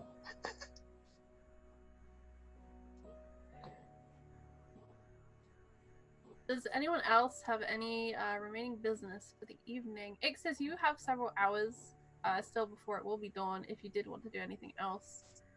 I play with Velvet. I'm with that kitty cat. Jess? Oh, and I read some comics.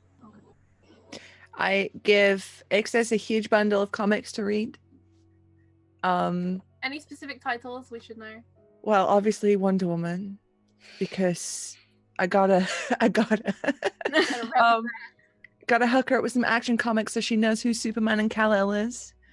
Not Batman, because Batman is lame.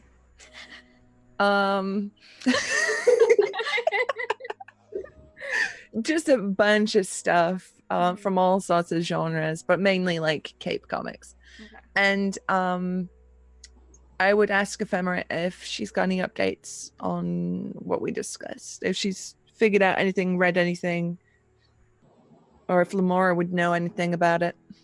We actually have a stack of books that I'm going to be going over upstairs. You're welcome to join us. If not, if you want to go, that's fine, but we're going to be looking over some stuff tonight, and I can give you some more information later if you'd like. Cool. If you want to get back to me, because I look at those books and my brain literally shuts down just looking at them. That's fine. If you have any more specific questions, that would be great. Otherwise, we're just going to be reading some things tonight.